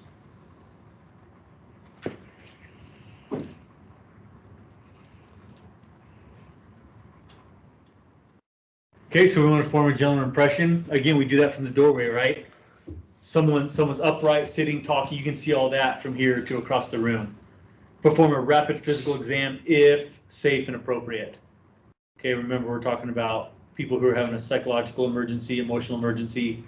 Sometimes, guys, less is more. Sometimes it's a win just to get them on the gurney and get them into the ER, and that's all you get. But you want to document other stuff. They look pink, warm, and dry. They weren't sweaty, or they were, what are their pupils doing? Like, you can get a lot of assessment issues without ever touching them, and sometimes that's the best course of action. And again, try to establish a rapport with them. You're there to help them. Okay, airway and breathing. You guys, we're going to go through this quickly. You guys know how to, we've talked about this a lot, ABCs. Okay, and again, like I have there, sometimes less is more. If they're sitting there fidgeting, they want to hold their hands are in their pockets, whatever, or if they're restrained, sometimes you can't get a blood pressure. But you can get other stuff. Maybe they'll take a pulse ox, you can count their respiratory rate. And you just want to be able to document all that if you can't get the textbook, vital signs.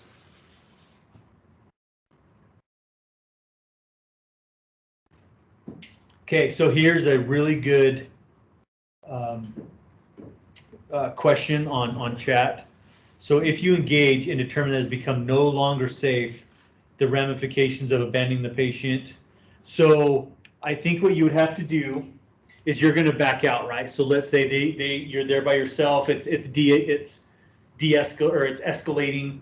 They're becoming more violent. You're like, man, it's just me and my partner. Like, let's back out of this. Okay. Like, there's a concern that you're abandoning them, right? Because you made contact, and now you're kind of stepping back. You would just want to document really well on your safety, why you felt that was important or imperative that you backed out of there. But you need to still continue to try to engage care. So maybe you need to get law enforcement there to re-enter. Or, there's nothing that says that you have to put yourself in danger, because you would just document, hey, it was a dangerous situation, we're going to back out. But you're not going to get in your rig and go home.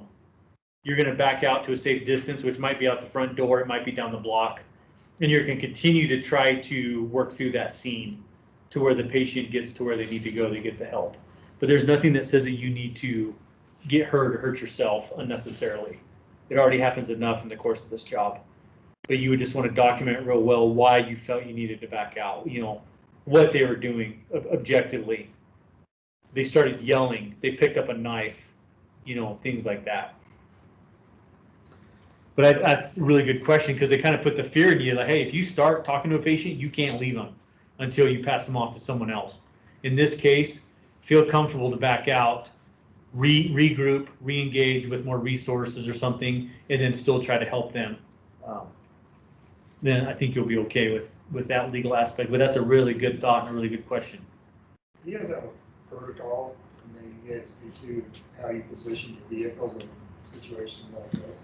Like, instead of pulling in forward into a driveway. So we never, ever pull in forward. We never, ever try to back up with fire trucks or ambulances. One, because it's dangerous. You know, a kid walks out there or whatnot. But we always try to position, if we have to back in, we do it first. Right. And then, or we always try to do it to where we can just get in and pull away. But yeah, we never try to nose into anything. Or let's say like there's a fire truck on scene. Like if I have to pull it behind it, like I'll spin my nose way out to where I know I can get out around it. But you don't want to get to where you're boxed in. And what sucks is you're on scene, all of a sudden 3 cops come in and they box you in anyway, and you're like, okay, great, thanks guys, because they come in and. But we try to. I think that's a good question too. Is staging. If we have extra firefighters on scene, typically we move vehicles around and back vehicles in for them, Mhm. that kind of stuff.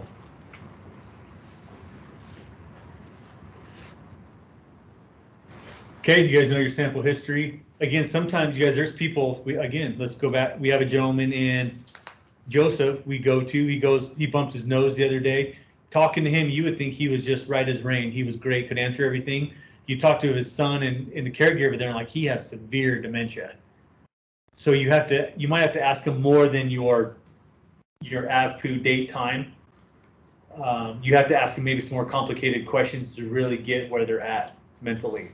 Because sometimes these people with Alzheimer's and dementia, they can fool you because they can have a moment where they're doing okay. 5 minutes later, they're not. So make sure that you don't leave someone or you're not talking to someone that you shouldn't be, leaving or refusing or something like that. Your assessment has 2 primary goals: life threats, and you're trying to reduce the stress of the situation, which is on every call, right? Every patient, because we're called there's going to be a level of stress. We're going to bring calm to the chaos. We're going to be the heroes as we go in there. Okay, that's probably in your book. Physical exam. In an unconscious patient, begin with a physical exam. So, like Patrick brought this up here a week or so ago, like you're doing a medical assessment, which we don't typically talk about a physical assessment, but let's say you get through everything and there's no real good reason, there's no pill bottles laying, there's nothing like that. It might be appropriate to do a quick head to toe to go, man, oh yeah, holy cow, look, their head is spongy. Maybe this is a trauma. So it might be pertinent to do a physical exam. Again, I think that's after you've tried to rule other stuff out.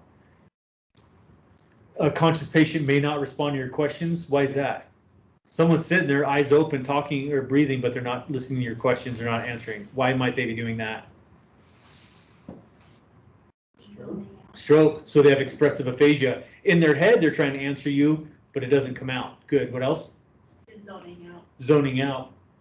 They might just be ignoring you. They're like, you know what? I don't want to talk to you. I'm done talking to you now. Like my kids, like, I'm going to know you, Dad. So then they don't answer you.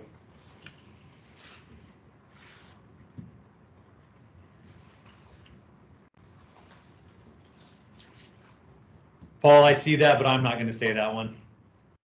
Oh, come on. Oh, he said married. So selective hearing. Okay. You can tell a lot about their emotional state from facial expressions, their pulse rate, respirations. This kind of goes back to the pain thing. Oh man, I'm in a ton of pain. I'm in 10 out of 10. But their heart rate's 70. Yeah, no, you're not. Okay. Look in their eyes. A blank gaze, rapidly moving eyes. Could be drugs on board. What's their pupils doing? Is one big, one small? Is it a bleed? Is it some other neurological thing going on? So a pupil exam is a good idea if you can get one. Okay, your transport decision, again, at least in the state of Oregon, if someone says they make an illusion or something that I want to hurt myself or others, they've kind of lost their rights at that point. You cannot leave them. Could you imagine if someone kind of sweet talks you and they're like, oh, you know what, I'm good, I had a bad day, whatever, I'm fine. And then you left, and then later they took a couple shots, something, got depressed again, and something happened, and you left them there. We don't want to run into that. If it does happen or it's going that way, guys, don't make that decision on your own. Call mental health, call doctors. I have left people on scene, but I left them there with like their counselor or crisis worker was there. And the crisis worker was like, hey, I know this person, I'm working with him, I'm comfortable. and I have done that, but you've left them with someone appropriate. So, and again, that's after a call to the ER doc, because typically we don't release patients to a crisis worker, right? It's either an RN or above. So that's something that you would need to get some documentation, some help with. Never let your guard down. I think I have this highlighted because I was going to tell you my tackling story here, but again, he caught us off guard. And it changed like that. And it kind of went from, hey, and it went to, kind of a survival mode real quick for a couple seconds. If restraints are necessary, guys, write this down. If you have someone restrained, you need to constantly be checking their CMS in that extremity. Circulation, motor, sensation. Our policy and most policies, like if you have someone handcuffed, you're supposed to have a police officer in the rig with you that could immediately release those. Sometimes we try to get away with them following us closely. By most policies, that's not good enough. But you know what? Those police officers don't want to leave their car on scene because there's no one else there to drive it, so they'll follow you. And you got to just kind of work your way through that. Can you switch? Hmm? Can you switch, like, if you have, like, an ambulance driver and an EMT and a paramedic in the back and an EMT driving the car? Like the police car? Yeah. You probably could. Most probably won't relinquish their car like that. Probably because they don't want to see how dirty it is. But I drove many police cars to the hospital. yeah. And then sometimes police officers will drive us and they forget that they are not in their cruiser, they're in an ambulance. And I spent more time with cops driving, like off my feet than actually on my feet in the back, because they're driving it, because you needed all hands on deck for whatever patient you had, and they're driving it like their cruiser. So it's like anti-gravity. You're not even like connected to the ground anymore and we really appreciate them doing that, but we just got to remember they're two different vehicles to drive. But you guys will see this. This is a really important thing. Most policies say this. If someone's restrained, you have to constantly be rechecking their extremities. What are you looking for? What are you going to document? Pulse, motor, sensation, and all those quantifying things that go with that. If someone is in some type of restraint, guys, just leave them there through the hospital. Someone's in soft restraints. They're sitting there like, okay, dude, I'm good. Like, okay, well, you can prove you're good when we get to the hospital. Like, don't be lured into that. As long as because they're going to tell you that they hurt, they're uncomfortable, whatnot, but it might be a ploy to get you to try to get out of them. So if they're restrained for a reason, leave them there.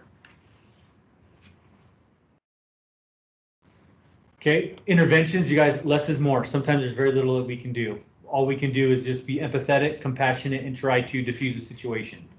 And our goal is to safely transport them to the hospital.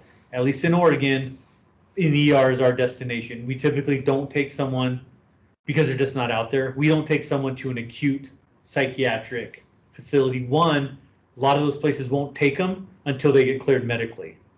Because a lot of these places now, what they're saying is, oh, they haven't been managing their blood sugar. We can't manage that. Oh, they have high blood pressure. We can't manage that.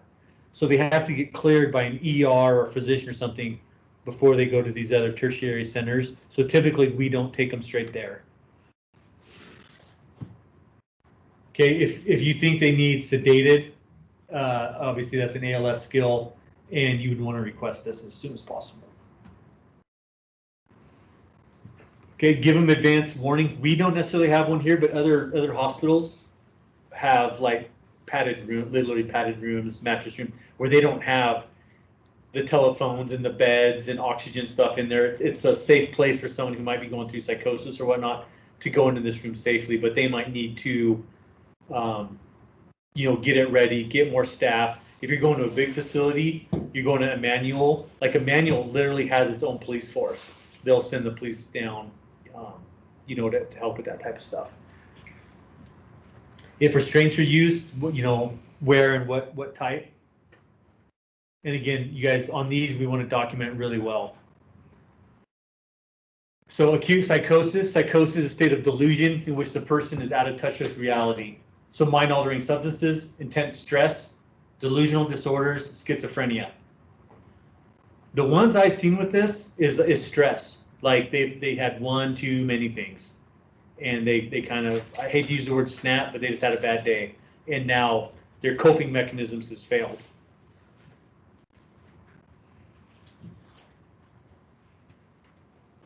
Okay, schizophrenia is a complex disorder, not easily defined or treated. Again, remember, like we talked about schizophrenia at the beginning, it's their reality, their mentation to reality is fragmented. They're kind of having trouble piecing stuff together, which could be compounded by brain damage, genetics, or someone is schizophrenic, then they have some mind-altering substances. They have alcohol on board, or they're paranoid from THC, something like that, which is making their underlying, their base schizophrenia way worse. Okay, symptoms of schizophrenia, delusions. What's the difference between a delusion and a hallucination? Kind of important difference. Hallucination is like they see stuff? Yeah, hallucinations are visual and auditory. And Delusions, is go ahead. not. It's like a different reality. Yeah. It's when you sit there and you're like, well, I'm delivering Queen Elizabeth's baby. Okay, yeah, maybe they see that, but that's a delusion. Or hey, I'm the president, or I'm this. Those are delusions. That's an altered perception of reality, but not necessarily an auditory or visual where they think something's there that's not. And those are important to differentiate in your chart. Erratic speech. So it's just kind of word salad. They're just talking really fast. Everything you say it's a weird subject, or they're kind of off of subject. And it's just really hard to communicate with people who are in that pattern of erratic speech. Okay, so again, you need to determine if they are dangerous, if the situation is dangerous. You want to identify yourself. So again, you guys responding from home or whatnot, have something on that identifies you as a safety officer, as a first responder. Like I said one time, when I was in Baker, when I got punched, that was the first thing they asked me was, were you in uniform or could you be identified as a public safety worker? Because someone's going to come back and go, hey man, this dude was in my house in Carhartts in a sweater. I didn't know who he was. But if you can be there and you can say that you're in a vest or whatnot, that's a much greater defense for you of like an aggravated assault against you. It goes along with this too. Walk in, identify yourself. Hey, I'm an EMT with so-and-so. Because you can walk in and do that every time. So you can say, I walked in and I told him I was an EMT there to help him. Again, in the event that there's violence or something against you, it will help in a defense. Okay, do not argue. So you don't want to sit there and like in their hallucinations or delusions and directly counter them. You can be, okay, hey, I understand you see that. I'm not really seeing that right now, but you don't want to sit there and be intrusive or untactful about how you say that to them. Explain what you like to do. Again, guys, treat these individuals like you would talk to a kid. Hey, can I start an IV? Can I check your blood sugar? I'm going to check your blood pressure. Hey, I'm going to put this thing on your arm. Like, walk them through it so there's no surprises. In the event that you're doing something and they don't like it halfway through, just stop. Take the blood pressure cuff. Do it. Like, don't do anything more to escalate that situation. Involve people who they trust, but make sure you call the right person into the room. You don't want to call the wrong person. A lot of these people have really good relationships with their counselors, Center for Wellness here. Maybe get them on the horn. The crisis worker, those people do a really good job of trying to talk people into go to the hospital or do what they need to do. Okay, excited delirium is a little bit different than an acute psychosis. Is an impairment of cognitive function that can present with disorientation, hallucinations, or delusions. A lot of these people, like we talked about with law enforcement, this is a medical emergency, a medical condition, but a lot of these people get tagged and bagged and tased and arrested and stuff like that. But there's some cool videos. I was going to pull one up. There's one on YouTube where, and it's actually a training video for law enforcement now, where this guy went into this excited delirium. I think he got into mushrooms or something really weird. Well, it's kind of the typical screaming. He's naked because he's really hot. His metabolic, his sympathetic nervous system's in overdrive. And it's a really good thing because it shows the officers like being really calm. They didn't jump on him, they didn't tackle him, they got law enforcement there. It goes through their plan. And it's just watching this guy. He's over there screaming, he's throwing stuff. I think he's in his grandmother's house.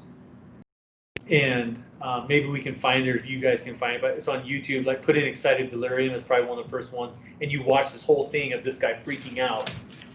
And they're really good response to that. They might strike out irrationally. Again, I don't think it's anything personal against us or EMS. They're just in a pretty bad state of mind. But always be thinking about your safety. And again, like we talked about, back out, come up with plan B, get more help there, and then you might have to go in and restrain them. Okay, why does delirium happen? This is a slide I pulled off real quick. So hypoxia, so you have someone that is on oxygen all the time. They're on 3-4 liters, and for some reason they took that off to go do a tap, to do whatever, and they forget to put their oxygen back on. So now they're an hour into being hypoxic, their CO2 is building up in their body, which is an acid, and now they're getting kind of a delirium because of that, because they literally just don't have enough oxygen. What's your fix for that? Oxygen, there you go. Most of the time, if I go in and I see a patient, their condenser's there, their oxygen's curled up, like, I don't even get a SAT. Like, I don't care. Like, you're supposed to be on oxygen, well, let's just put you on your oxygen. Because it takes a couple of minutes to get your equipment out and get the SAT. Like, I'll immediately put that on them. It'd be really nice to know what a room air SAT was at that point, but they need their oxygen. Systemic disease, we talked about, you guys, sepsis, UTI, other stuff going on. Withdrawal symptoms. So maybe their body's in a tolerance where they always like this one drug and now they don't have it anymore. Or it might be their medications. Okay, other brain infections, meningitis, stuff like that. Opioids and benzos. Benzos being like Valium, Ativan, seizure meds, things like that they might be, addicted to or have too much in their system. Okay, symptoms of delirium.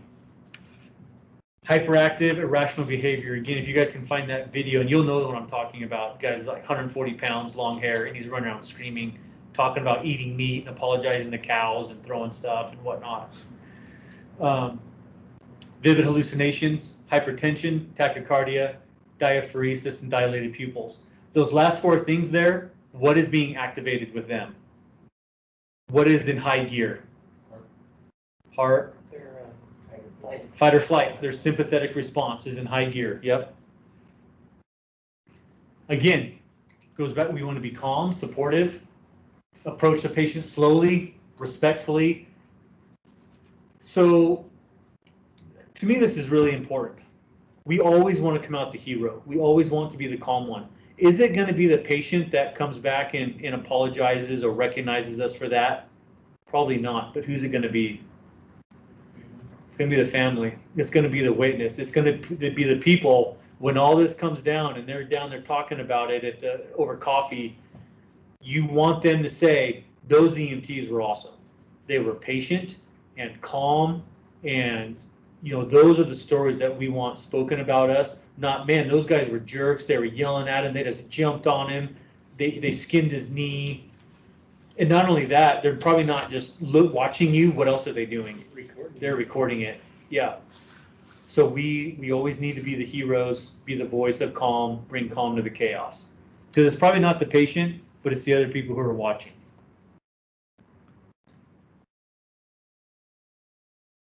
Okay, try to determine their orientation, their concentration, their judgment. You guys, all of this is going to be altered because that's why we were called. We were called because they went beyond what's socially normally acceptable for whatever their behavior is. Okay, pay attention to the patient's ability to communicate, appearance, dress, and personal hygiene. As a lot of these people don't, for whatever, they might not shower, wash their clothes for days, weeks at a time. That's stuff to document. If nothing else, maybe they're being ignored. Maybe there's someone that's supposed to be doing this for them and not. Maybe they won't let them, but we don't know that. But you will see a lot of times these people, their hair's wild, they're unshaven, they're erratically dressed. Those are all things to document. I think those are things that you'll see a lot with these people in this type of crisis. Okay, if you think it's an overdose, take everything there that he might be overdosed on. So transport the patient to a hospital with psychiatric facilities. Again, we don't have that choice here. They get to come to one spot, and they get to be put in the bed. They're talking to them as they're getting probably Haldol or something like that to help them calm down a little bit. And they're, like I said, restrained from using lights and sirens. And I have personally seen that where lights and sirens wig someone out who is in an emotional crisis. Mel has a good point. Other lights, like in the back of the ambulance, like dim it. Turn your monitor away. Our monitors have the ability to dim, like just ooze-ah everything, right? Just bring the environment down. Turn off alarms. Turn off stuff that's beeping. Like try to take out anything that's going to overstimulate them. And that's a good one too, like Mel points out, is just bring the lights down in the ambulance. Okay, excited to learn this. I pulled these off as kind of an interesting thing because it's kind of hitting the news for us, and I thought it's worthy of us talking about. If the patient's agitation continues, request ALS assistance, so chemical restraint. We can give them, we carry a couple different chemicals on our ambulance. But uncontrolled or poorly controlled patient agitation can lead to the patient's sudden death.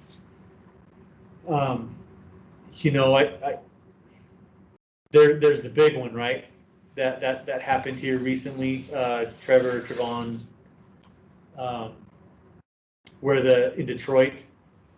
So, that kicked off the riots and all that kind of stuff. Like, we'll never know the story, but all we know is that 3 or 4 officers held someone down and did not let him up for was it 11 minutes or something, a knee on his neck, like probably inappropriate stuff. But what happens is these people are already in a supercharged sympathetic state. Now they're fighting us. Okay, they don't want to be restrained. We have 3 or 4 officers, some EMTs laying on him like this, and their body's trying to jack up even more. Now they are in a fight. That fight or flight is they're at level 11 now. So their muscles are getting broke down. They're tachycardic. And let's say they have an underlying asthma. Okay, they get pepper sprayed. They get something like that kicks in. So unfortunately, people have died or had bad medical outcomes when they are being restrained like this. So we need to be really, really careful when we do this. This is under scrutiny now, and we don't want to be accused of hurting or killing someone because we inappropriately did this. Not to say not to do it. Sometimes it's necessary. But things like chokeholds that we don't do, but the police do. They do maneuvers to cut off carotid blood supply to get the person to basically pass out. But how are you supposed to know how long that's supposed to go? So we got to be really careful, coordinated actions with these. And I think it's a good idea, like in our own agencies, like we need to bring law enforcement in and practice this or talk about on how we're going to do this.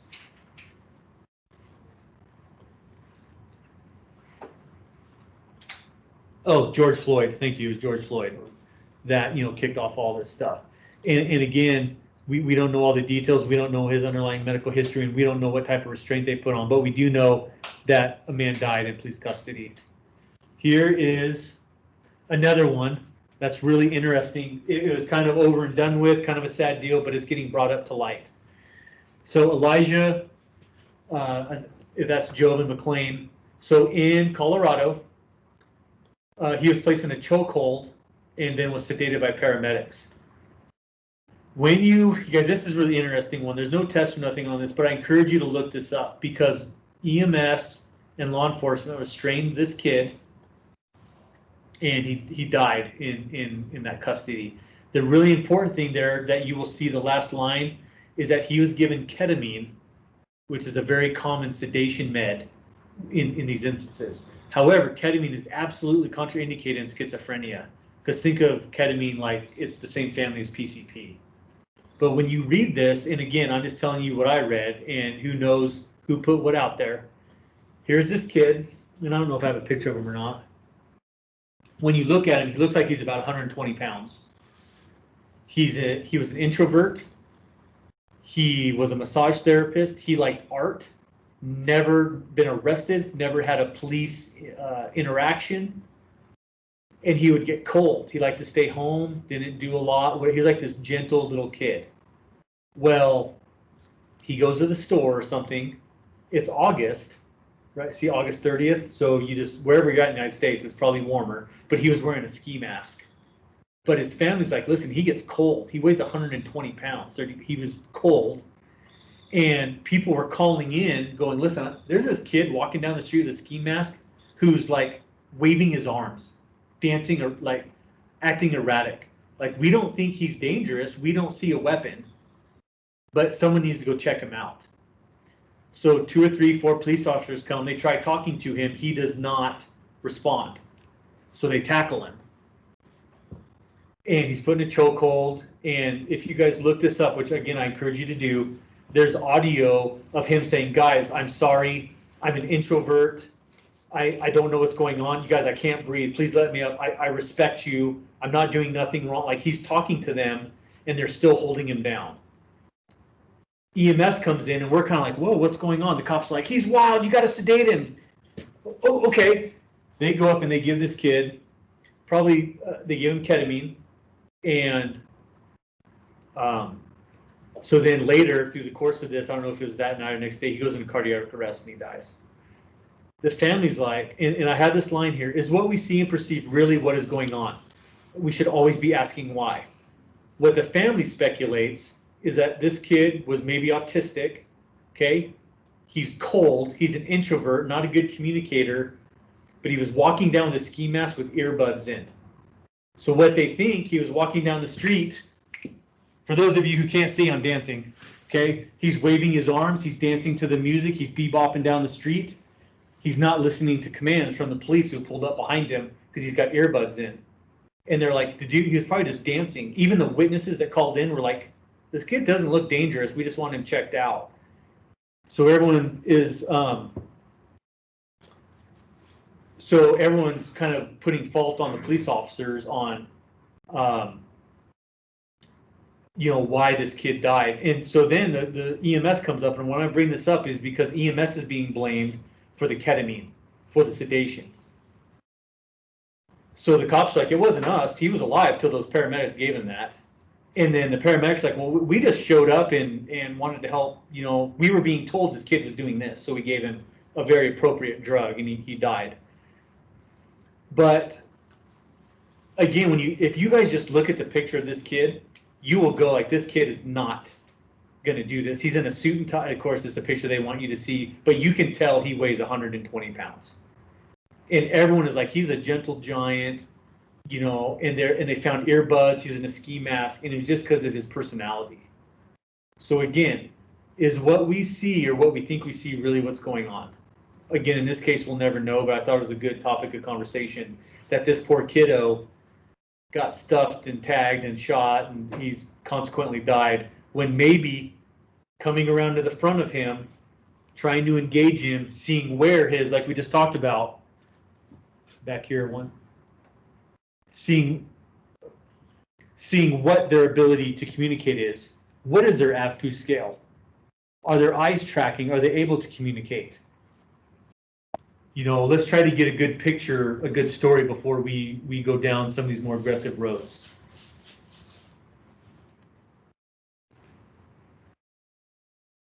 Okay, use of restraint. Every pre-hospital care provider, we need to follow our protocols, like kind of to the letter on these. We don't want to be accused of doing something we're not supposed to do, because this is one of those things we talked about, one of the few instances where we are taking people's rights away. We are taking their right away to leave or to move their arms or whatnot, and we need to make sure we have all of our ducks in a row before we restrain someone. Okay, we have to be properly trained. If we restrain someone and someone doesn't like it, we get called to court. We need to prove that we have documentation that we did this. That's why I think it's a good idea. All of our agencies, and maybe if I can even do it in this class, is we'll call an officer in and document that we went through legal, acceptable ways to try to restrain someone. You know, picking someone up and body slamming them to the ground might, you know, someone might go, where did you learn that technique? Because that's not taught anywhere. Where maybe other arm moves, hey, your textbook, your curriculum, and I have a recorded video of your instructor telling you that you have to have 5 people. Like that's the stuff they'll do if this gets called to court. So you want to make sure all your ducks are in a row.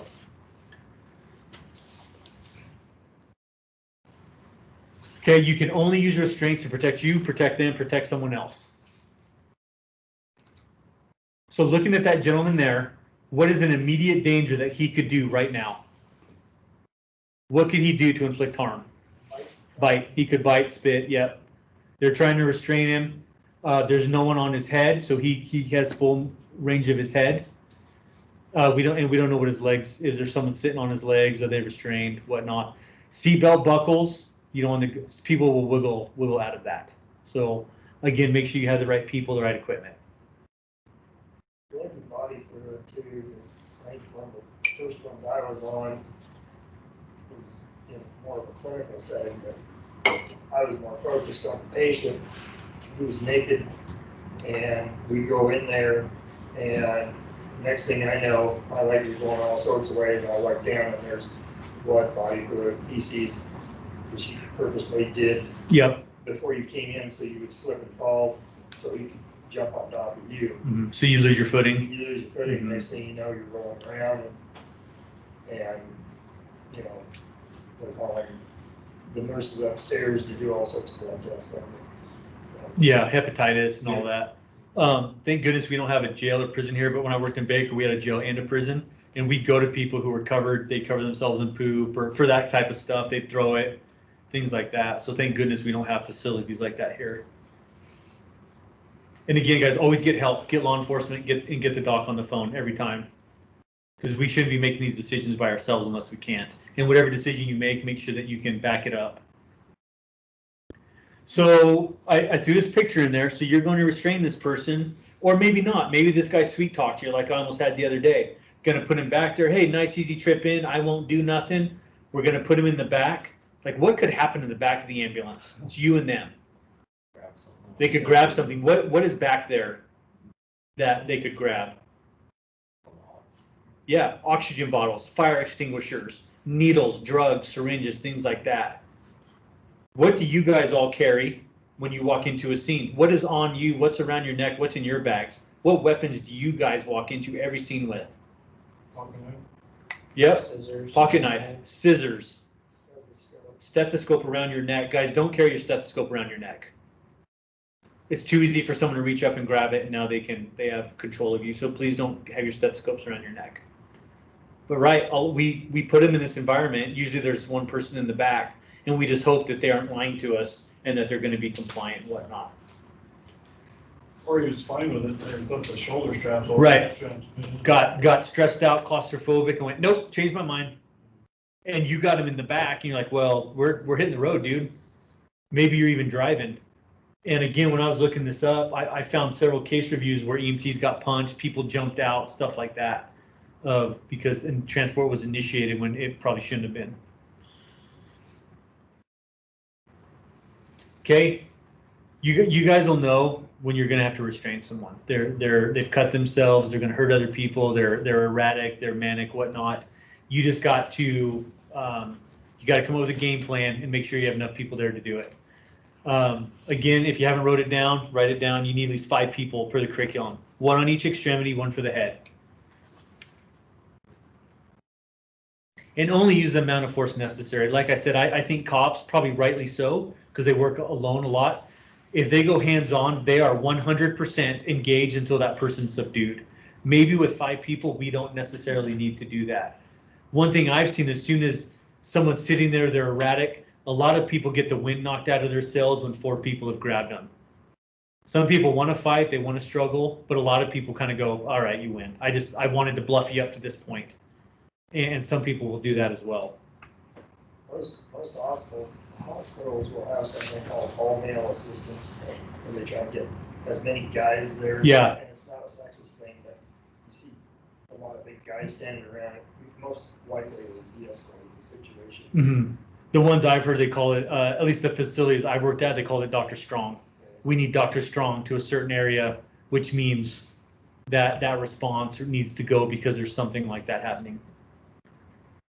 Okay, again, as you guys can imagine, you're going to use much different force on a demented 90-year-old that's kind of that needs to be transported for their safety versus a 250-pound guy with tats and prison, tattoos.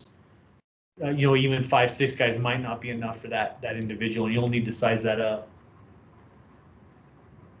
Another thing too that happens is like people on certain drugs, people with other mental health disorders, developmental disorders, like they are very strong, deceptively strong. So you might grab them and get into like, oh, we got this, and you're like, holy crap, this person is built.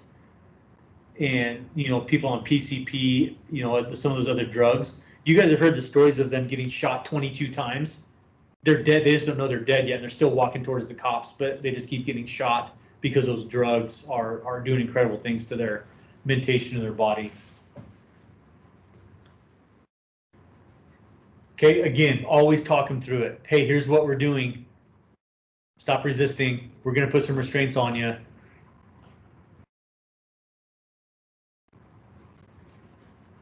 Wear the right protection, but don't have it to where it's going to encumber you or be something that could be used against you. But if someone's spitting, things like that, you want to be protected. Okay, avoid eye contact. It kind of goes back to that bubble. Like if you're sitting there and I'm kind of staring at you, you're staring at me. Like for guys, like what does that mean? Like, dude, you're giving me you give me the smart eye, man. Okay, so you want to be careful of that. You want to try to be respectful.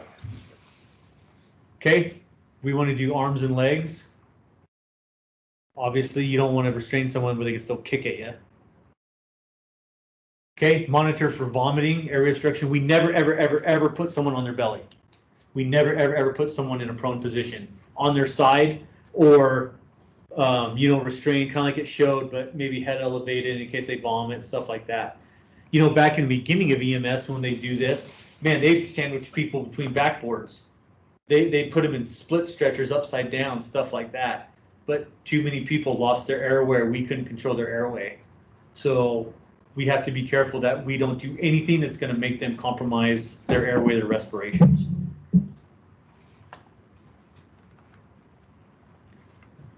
Sometimes when people are restrained, especially with handcuffs, it's difficult to get a blood pressure, but there's other stuff you can do, right? You can do cap refill, SpO2, their respiratory status, stuff like that. Like here, the violent patient, again, to me, it's very, very rare. I can probably count on, out of thousands of people I've seen, like 10 people that were violent towards me or the crew. But again, don't ever drop your guard because they are out there. This is probably the biggest one. Like if they've done it before, they have the potential to do it again. Okay, the posture. What do you guys think? You would see someone who you're like, man, this guy's getting agitated. They could become violent. Like what things are you physically seeing with them? Their legs are going. Right, they're jittery. They're like, man, I'm kind of ramping up. I'm kind of getting my nerve up to do this. Yeah, I'm ready to go. Good. So jittery. One part of their body's kind of moving frantically. What else? Just stance. Stance. Like they're augering in, right? Like they're getting in the, like they're getting their balance. They're getting to where they're going to get in a fight mode, right? Good. What else? Clenched fist is a big one. You start seeing not JVD, but you're seeing where they're getting so mad, veins popping out. They're getting red. Like you can just tell they're kind of ramping up a little bit to engage. And like Mel has here, it looks like they're going to explode. Like you can just feel the tension in them. You guys, I know we're getting to 9 o'clock. I apologize, we got a late start, but we're almost done. We're going to power through this. Okay, the scene. What's around them? Do they have pocket knives? We don't want to engage with them. So if you guys have to restrain someone, or even if you go over to the jail, like take all that stuff out of your pocket, because you don't want them to get a hold of it.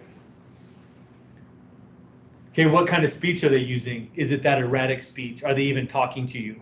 Are they engaging with you? Sometimes them being silent is just as bad as that erratic speech because you can't gauge it. They're just sitting there kind of sizing you up, right? And you have no idea where their mindset's at.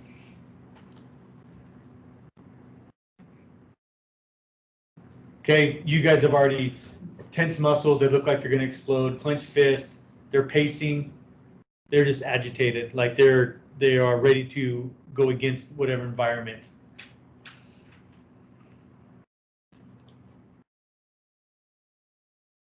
Poor impulse control, substance abuse, depression, functional disorder. Again, guys, a lot of these are compounded. It's usually not just one thing. They have schizophrenia, but they're intoxicated.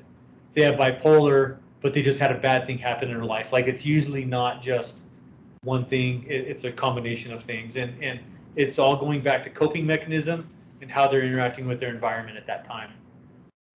Okay, we kind of talked about this, but this is not in the curriculum at all. This is something I threw in there because I ran into this as well. What can you do to someone who is spitting? What is the right thing to do? And I called some people, polled some people like Tyson. He's worked for agencies that had spit hoods. Spit hoods with some of these other stuff going on, you know, the delirium. Spit hoods are coming under scrutiny. Now, I don't know if they were a spit hood or someone threw a pillowcase over their head. I don't know. But there are commercial spit hoods that you can see there that they can breathe. You can monitor them, but they can't spit stuff out. We don't carry them. But what we do have is we have procedure masks, right? You can't reach in any pocket or drawer now where you can't find a procedure mask to put on them. Another thing you can do, and I've done, is put a non-rebreather on them. Everyone needs oxygen. You will never, ever be faulted for putting oxygen on someone, even though you're doing it because they're trying to spit at you. If you don't want that cord hanging there and all that, that thing will pop out. Pop the bag and the cord out, take the vents off. They can breathe out of that fine, but coming out, the tube goes out and then down. So if they try to spit, it'll just hit the mask and go down. But that is an acceptable thing to protect yourself. But the two, I think the procedure mask and just putting a non-rebreather on will help you against someone who's spitting. Really interesting, someone who spits on you in the state of Oregon is, I think it's a felony. So EMS workers and firemen, if you get spit on, if someone purposely spits on you or propels blood, urine, feces, whatever, that is aggravated harassment against a public safety officer. So again, very important, when you guys go out, you are wearing stuff that identifies you as a public safety officer. Now imagine a little agency out there that they just have good people who respond from home. They go to the scene and they're still wearing their Carhartts. They're still wearing their waitress uniform or something like that. And they come across this, they might have a harder time trying to prove that they demonstrated their ability to show that they're a public safety officer because they weren't wearing anything to identify themselves. In the state of Oregon, unless it's turnouts, on your outermost garment, you have to have your name and your provider level by state law. So make sure that you guys have, if you respond or if you guys allow POV, responses, that you have your crews identified. And this is a big one here. So that way, if something does happen to them, there might be some legal help. So this is kind of fragmented, but you can see there, public safety officer means EMS providers as well as fire department personnel. Okay, suicide, there's only 2 more topics left. So depression is the single most significant factor that contributes to suicide. Okay, it is a common misconception that people who threaten suicide never commit it. Suicide is a cry for help. Sometimes someone in a crisis that he or she cannot handle alone, and immediate intervention is necessary. So, you guys, these are terrible calls to go on. I wish I could tell you that you wouldn't see them, but you will. It's something that we go to, and just if you haven't thought about that or conceptualize it, you're going to someone who their family just walked in and found their loved one dead, and maybe found him dead catastrophically or dramatically or whatever. So we might have someone who's deceased, but then we have other family members and stuff that we really need to try to help, because this is a catastrophic event for them. So, and then think about our own crews too. I try to, like, if I'm called by law enforcement and it's a confirming death by suicide, and I've done this my entire career and I will do it at the end of my career until someone tells me different. Like I will be the only one that goes inside. One, if I could save you guys as my partners from seeing that, then I will do that. And two, these are crime scenes, and it keeps you guys out of court. So I'll go in, again, this is just what I've always done. I'll confirm death, I'll do whatever, but I try to keep everyone out. One, mostly it's the crime scene thing. And two, you know what, I just feel like as a lead EMT or paramedic, that if I can keep you from seeing that one bad thing, like that's a good thing. Because you guys no one needs to see that, but it's kind of a part of the job. We don't have a lot here. I worked at other places where they're pretty prolific. So, and again, it's kind of a polarizing topic, right? Like we could have a whole conversation on just this. So be alert for warning signs, okay? Tearfulness, sadness, deep despair, hopelessness. Okay, they want to avoid eye contact. They don't want to make an emotional connection. Speaking slowly. They can't talk about the future. They say it, they're like, hey, I've thought about suicide. And having any plans related to death. Okay, there's, you guys can look that up in your book. Okay, so what are some risk factors? Is that razor blade there? Is that chemical? Is that noose, whatever, laying there that you can see?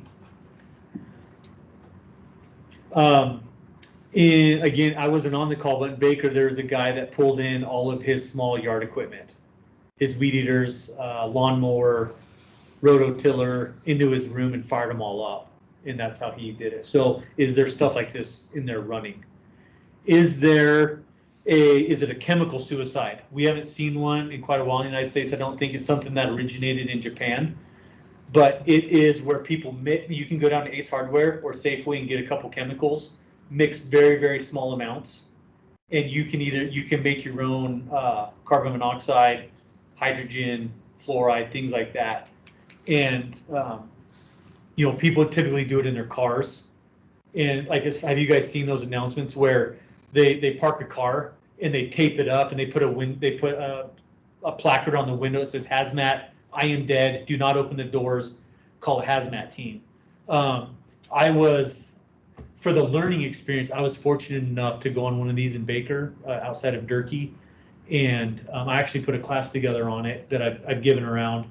But this kiddo did that. He had access to lab stuff up in Portland, PSU, and for some reason he pulled off the side of the road in Baker. He taped up his car and he poured these chemicals together. So again, have your head on a swivel, do a good scene assessment, because some of the stuff you cannot smell, cannot taste anything, but you open the door and it might be enough to incapacitate you or make you sick. So you want to be really careful with that.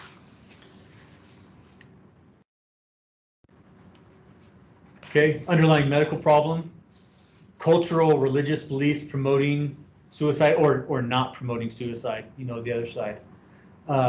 Has there been trauma, physical?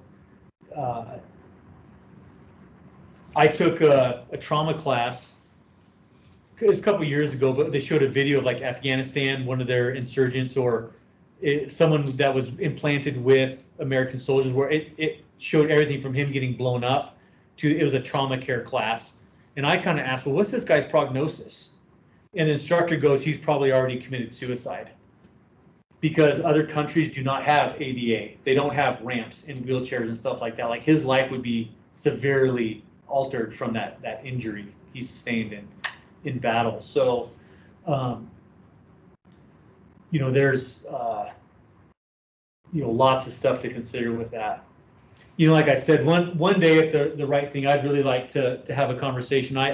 I've seen enough of this, unfortunately, that I've changed my perception of suicide. I think that we have a tendency to put it we pigeonhole it into one thing, which I think every situation is different. So, and there's some people where I'm not condoning it, but I've been like, man, I could see how he got to that point. Poor guy, and your heart kind of breaks. But again, most of the time that person is, if they've accomplished it, they're not the patient. We might be dealing with other people around. So What do you guys think? I don't know if it's in your book or whatnot, but what are some things that people do as a cry for help, or a suicide or suicide attempt that you might be called to?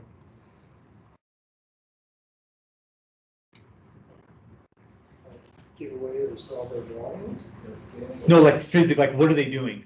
Like why were you called? Because they tried to commit suicide is what I'm getting at. Cutting the wrist. Cutting their wrist, okay? Even making a scene look like it's a suicide attempt, like it moves over a raptor or something. Yeah.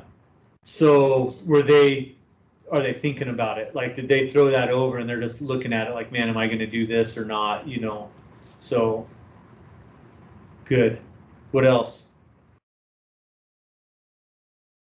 Jumping into the lake. Right. So yeah, that guy, he literally walked into the lake. Okay. Anything else? There's lots. So there's hangings, you know, people use firearms, taking pills. So yeah, so overdose. The sad thing is about overdose, like a lot of people use what is near them, which might be like aspirin, Tylenol, stuff like that, which will do the job taken in large quantities, but it takes weeks to do it because it melts out your kidney and your liver. So you want to be real careful with that. And sometimes those are impossible to do a pill count on because people take they just chug the bottle, but then they might throw up some, whatnot. So they have to get salicylate levels and stuff like that. What do you guys think are the demographics of people committing suicide and how do they do it? What is one of the highest groups of people that are doing it, that do it? Teenagers. So teenagers. And then the other one is retired adult males. Because what happens is, how are a lot of guys, how are they known? Like, hey, Jeff, by what? Their work. Hey, I'm Jeff, the electrician. I'm Jeff, the fire chief. I'm Clay, the grain growers manager, or I'm Kevin, the fireman, the ex-Navy. But when you retire, you don't get to say that anymore. You lose that identity, and it can become very depressing. So some people relish retirement, but some people that doesn't treat them very well. The youth, I think, like it says, is a cry for help, like coping mechanisms. Man, these poor kiddos, like life gets at them. Is it a loss of a relationship? They had a boyfriend, girlfriend for a couple months that they thought they loved. It didn't work out well, so they're never going to find that again. So they take pills or whatnot. So Tom, like on your older people, do you think some of it, like back to the mind and stuff, is they're used to getting up every day, going somewhere. Yeah. They don't do that and become overweight or whatever, and then they're like, oh man, psychological, like I'm worthless now. Yeah. I can't do anything. Yeah. And they either go down the mental part because of the physical, or in this case, suicide. Yeah. You're doing healthy, you're doing great. Next thing you know, you're 55 years old, looking and like, hey, guess what? You're diabetic. Like when my dad became diabetic, he didn't commit suicide or anything, but it wigged him out. Like he was bothered by the idea of having to take shots, of having to check his blood sugar, because he was healthy for, up to that point, 55 years of his life. And now he has this significant life-changing medical event. Excuse me. What about someone that's had a stroke? They're a craftsman. They love working with wood. They have a stroke and now they cannot move their right arm or their right leg anymore. Stuff like that. Absolutely. There's comments on here about like military veterans, come home PTSD, like everywhere they look is a bomb. Everywhere they look's the enemy, depending on what their service was. People, amputees. The great thing now is that we have pretty decent care. There's prosthetics, things like that give them a pretty normal way of life compared to back 100 years ago where it's like, you're in a big wheelchair or a peg leg. Now they literally have, aircraft grade aluminum and stuff that these people have great livelihoods. But there's a comment on here about military and veterans, whether it's physical or emotional things going on. They talked about exhaust on the audio today with PTSD, is like diesel exhaust. Like when you pull up, like with your apparatus or whatever, and they smell the diesel exhaust, and it takes them back to them. Oh, wow. I haven't never thought about the engine or like an ambulance, but when I was flying, I worried about the helicopter. You know, guys who might have been hurt or whatnot, and coming in with helicopter blades or that sound coming in. The reason I said, because that would bother my dad because he was in Vietnam, and like every once in a while when a Chinook come over, or he could tell, he's like, that's a Chinook or that's a Huey, you know, pretty distinct, and that kind of stuff. When I watched him, you could tell it bothered him because it just instantly brought him back to, you know, laying in the grass out there, just god awful things. But you know, some people, their coping mechanisms get overwhelmed by that. And again, this is a pretty polarizing topic. Some people, like I said, the religious aspect of it, like, I'm not going to get into it too much, but is it a crime? Is it a sin? You know, what happens now, the people that have that type of belief? Very, very complicated, very detrimental. So, you know, we want to be cognizant of that. Okay, this is the last subject. So post-traumatic stress disorder in combat veterans. So like Mel kind of led us right into this. PTSD occurs after exposure to injury from a traumatic event. You know, and it's not just military, physical, sexual assault, a bad car wreck, child abuse, serious accidents. So my one thing that you guys are going to think I'm a jerk on, I remember after 9/11, I was working in La Pine, and I went to several people, not just one, but several people who claimed that they had PTSD from like the Twin Towers. Like they're in La Pine, Oregon, like you're about as far away across the United States, but they claimed that going through that or experiencing that or watching on TV gave them PTSD. And I remember sitting there, you know, I'm 22 years old or whatever, was kind of going, really? Like I wanted to kind of, I didn't want to call them the carpet, like really that kind of wigged you out. But I had to remember, guys, that we all have different levels of tolerance, of strength and whatnot. So, but I remember kind of feeling like not that they were trying to cheat the system or something like that, but I was like, you're 3,000 miles away from that. How could that happen? But I think a lot of people experienced that, like with 9/11. They had a hard time with it, even though they were nowhere near it. But so some other events there: natural disasters, war, loss of a loved one. So imagine that you guys are walking across the street. Okay, it's a nice day, and you get hit in the crosswalk. Okay, you're not killed, but you have a shattered pelvis. You don't walk for 6 weeks. The person got away, or they don't have insurance. Okay, like where's your mind gonna go 2 years later when you're able to walk and you're at a crosswalk? Like where does your mind go? Goes right. It might go right back to that day, and it might stress you out to where you can't experience that anymore. Or you can't. You know, cope with that, and maybe rightly so. But I'd like to put yourselves in an episode or a situation like that. Like I can't even imagine like walking in a military formation, walking down the road. The guy I've known since boot camp, I've known for the last 3 years, gets blown up in front of me. Like that is just unfathomable to me.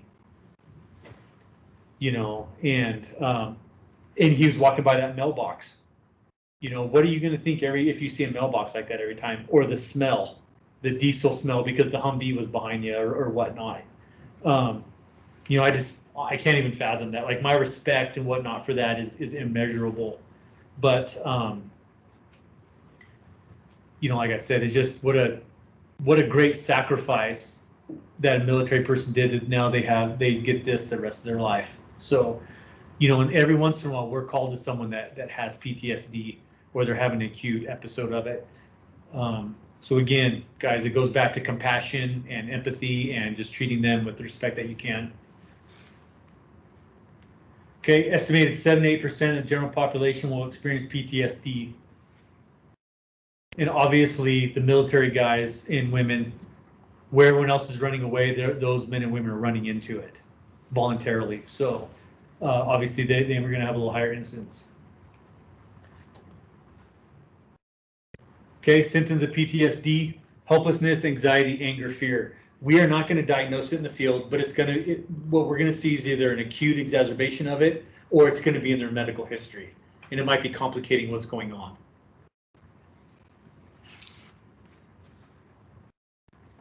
So Mel has a good one here. So sexual abuse, I think that might have been mentioned. But imagine, let's go all the way back to the beginning of the class. Those neurons are forming. Your brain is forming. Your coping mechanisms, your trust, your how to deal with people. You're 13 years old. You're starting to get boyfriend, girlfriend, and all of a sudden, whatever sex you are, let's say you're raped. Okay. What, man, how are those synapses firing? How are they connecting? What's the coping mechanisms there? You know, that person is going to be dealing with that in a PTSD format for the rest of their life. So, again, that's a good one, Mel, is that's something we don't need to dive into details, but we need to be empathetic to that history. Okay, may avoid reminders of trauma, loud noises or smells, interactions with people. Constant nervous system arousal. Again, it goes back to that car backfired. That smell, you know, that's a good one. Lights, war movies, things like that. Fireworks. Yeah, actually, fireworks is a big one. Yeah.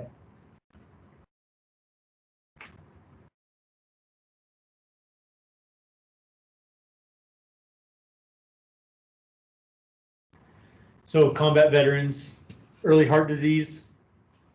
Why do you think they have heart disease? Stress. Their sympathetic nervous system is kind of always ticking away higher. You know, they're walking down the street and they see that mailbox, bam, it's back up again. They smell that diesel, which brings them back to that day coming off the Humvee when they're laying there next to their buddy, bam, back up. So they have early heart disease because their heart might always be jacked up to 8 or 9. And then traumatic brain injury. So there's someone on chat that is saying like war movies and other video games, are not allowed in their house because of this PTSD, you know, setting it off, which thank you for bringing that up. But, you know, there's very vivid stuff out there now. Remember when Saving Private Ryan came out? I mean, stuff getting body parts, and I mean that there was big warnings when Saving Private Ryan came out about flashback warnings and stuff because it's a very vivid movie. But the person on here is talking about video games and other war movies are not allowed in their house. So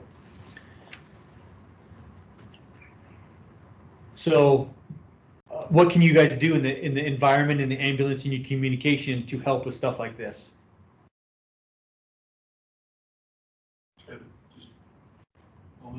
eliminate those triggers. Right. Calm the ambulance down. Put the lights down. Turn the sirens off. Turn the radio down. You know, there's you guys ever seen Rambo? Like when he has the radio just kind of squelches and he kind of has a flashback just off the radio squelching. So things like that. We have no idea what a trigger might be. Respect their personal space.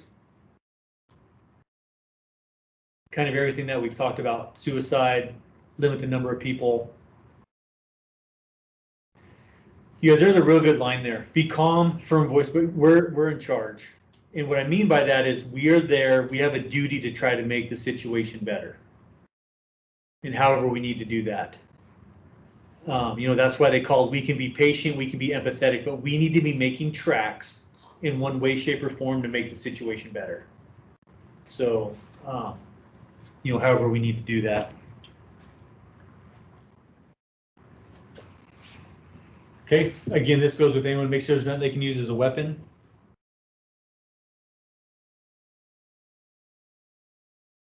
And then, like it says there, physical restraints can simply escalate the problem. Could you imagine that one time that you restrain someone who is a POW or something? Like, oh my gosh.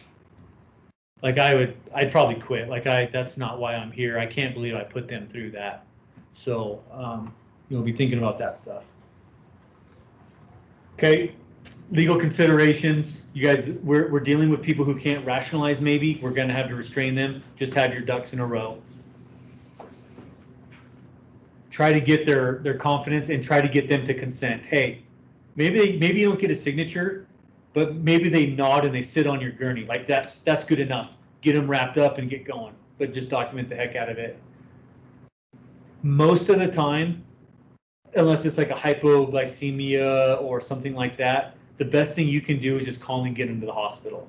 You might not be able to do a lot. Remember, less is more sometimes. Never leave them alone. Never let them walk into another room. Never let them get between, again, you and their exit.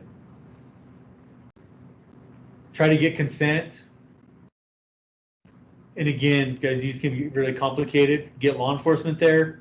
Get the ER doc on the phone. One thing that can be done is what's called the police officer hold. No one really likes to do it. It's way easier if you can get the person to consent. In fact, I'm trying to remember the last police officer hold I had to do. Most of the time, either myself or the law enforcement officer can get them to go with some type of consent. Because it gets tricky because you're not arresting them. There's paperwork and stuff like that. But law enforcement honestly does not like to do it. And if we can get consent in any way, shape, or form, that's much better. But in the event that someone wants to hurt themselves and you absolutely cannot get them to go, you can ask for them to be under a police officer hold. And then they kind of they go against their will. Competent adults have the right to refuse care unless they said that they want to hurt themselves or others, then they can. If you're doing something to save their life or protect the life of others or yourself, you're probably going to be okay. You just want to be able to articulate that out. Okay, that is it. You guys really, like I said, this just touches the surface. Really a fascinating thing. You guys will see patients like this. You'll see a lot of them. So just again, remember, be the heroes out there. Be calm. Make the situation better. For you guys who are with the hospital, you go ahead and do 3.5 hours for your time card under education. So that's very legit, 3.5 hours, and we will see you guys Wednesday. And I'll have to look and see what the subject is. Tomorrow I'll text you guys on what because we're off schedule a little bit. But sorry to keep you here a little longer. We would have been on time without my technical difficulties, but we'll see you guys Wednesday. So thank you guys. Robert's ball. Yeah.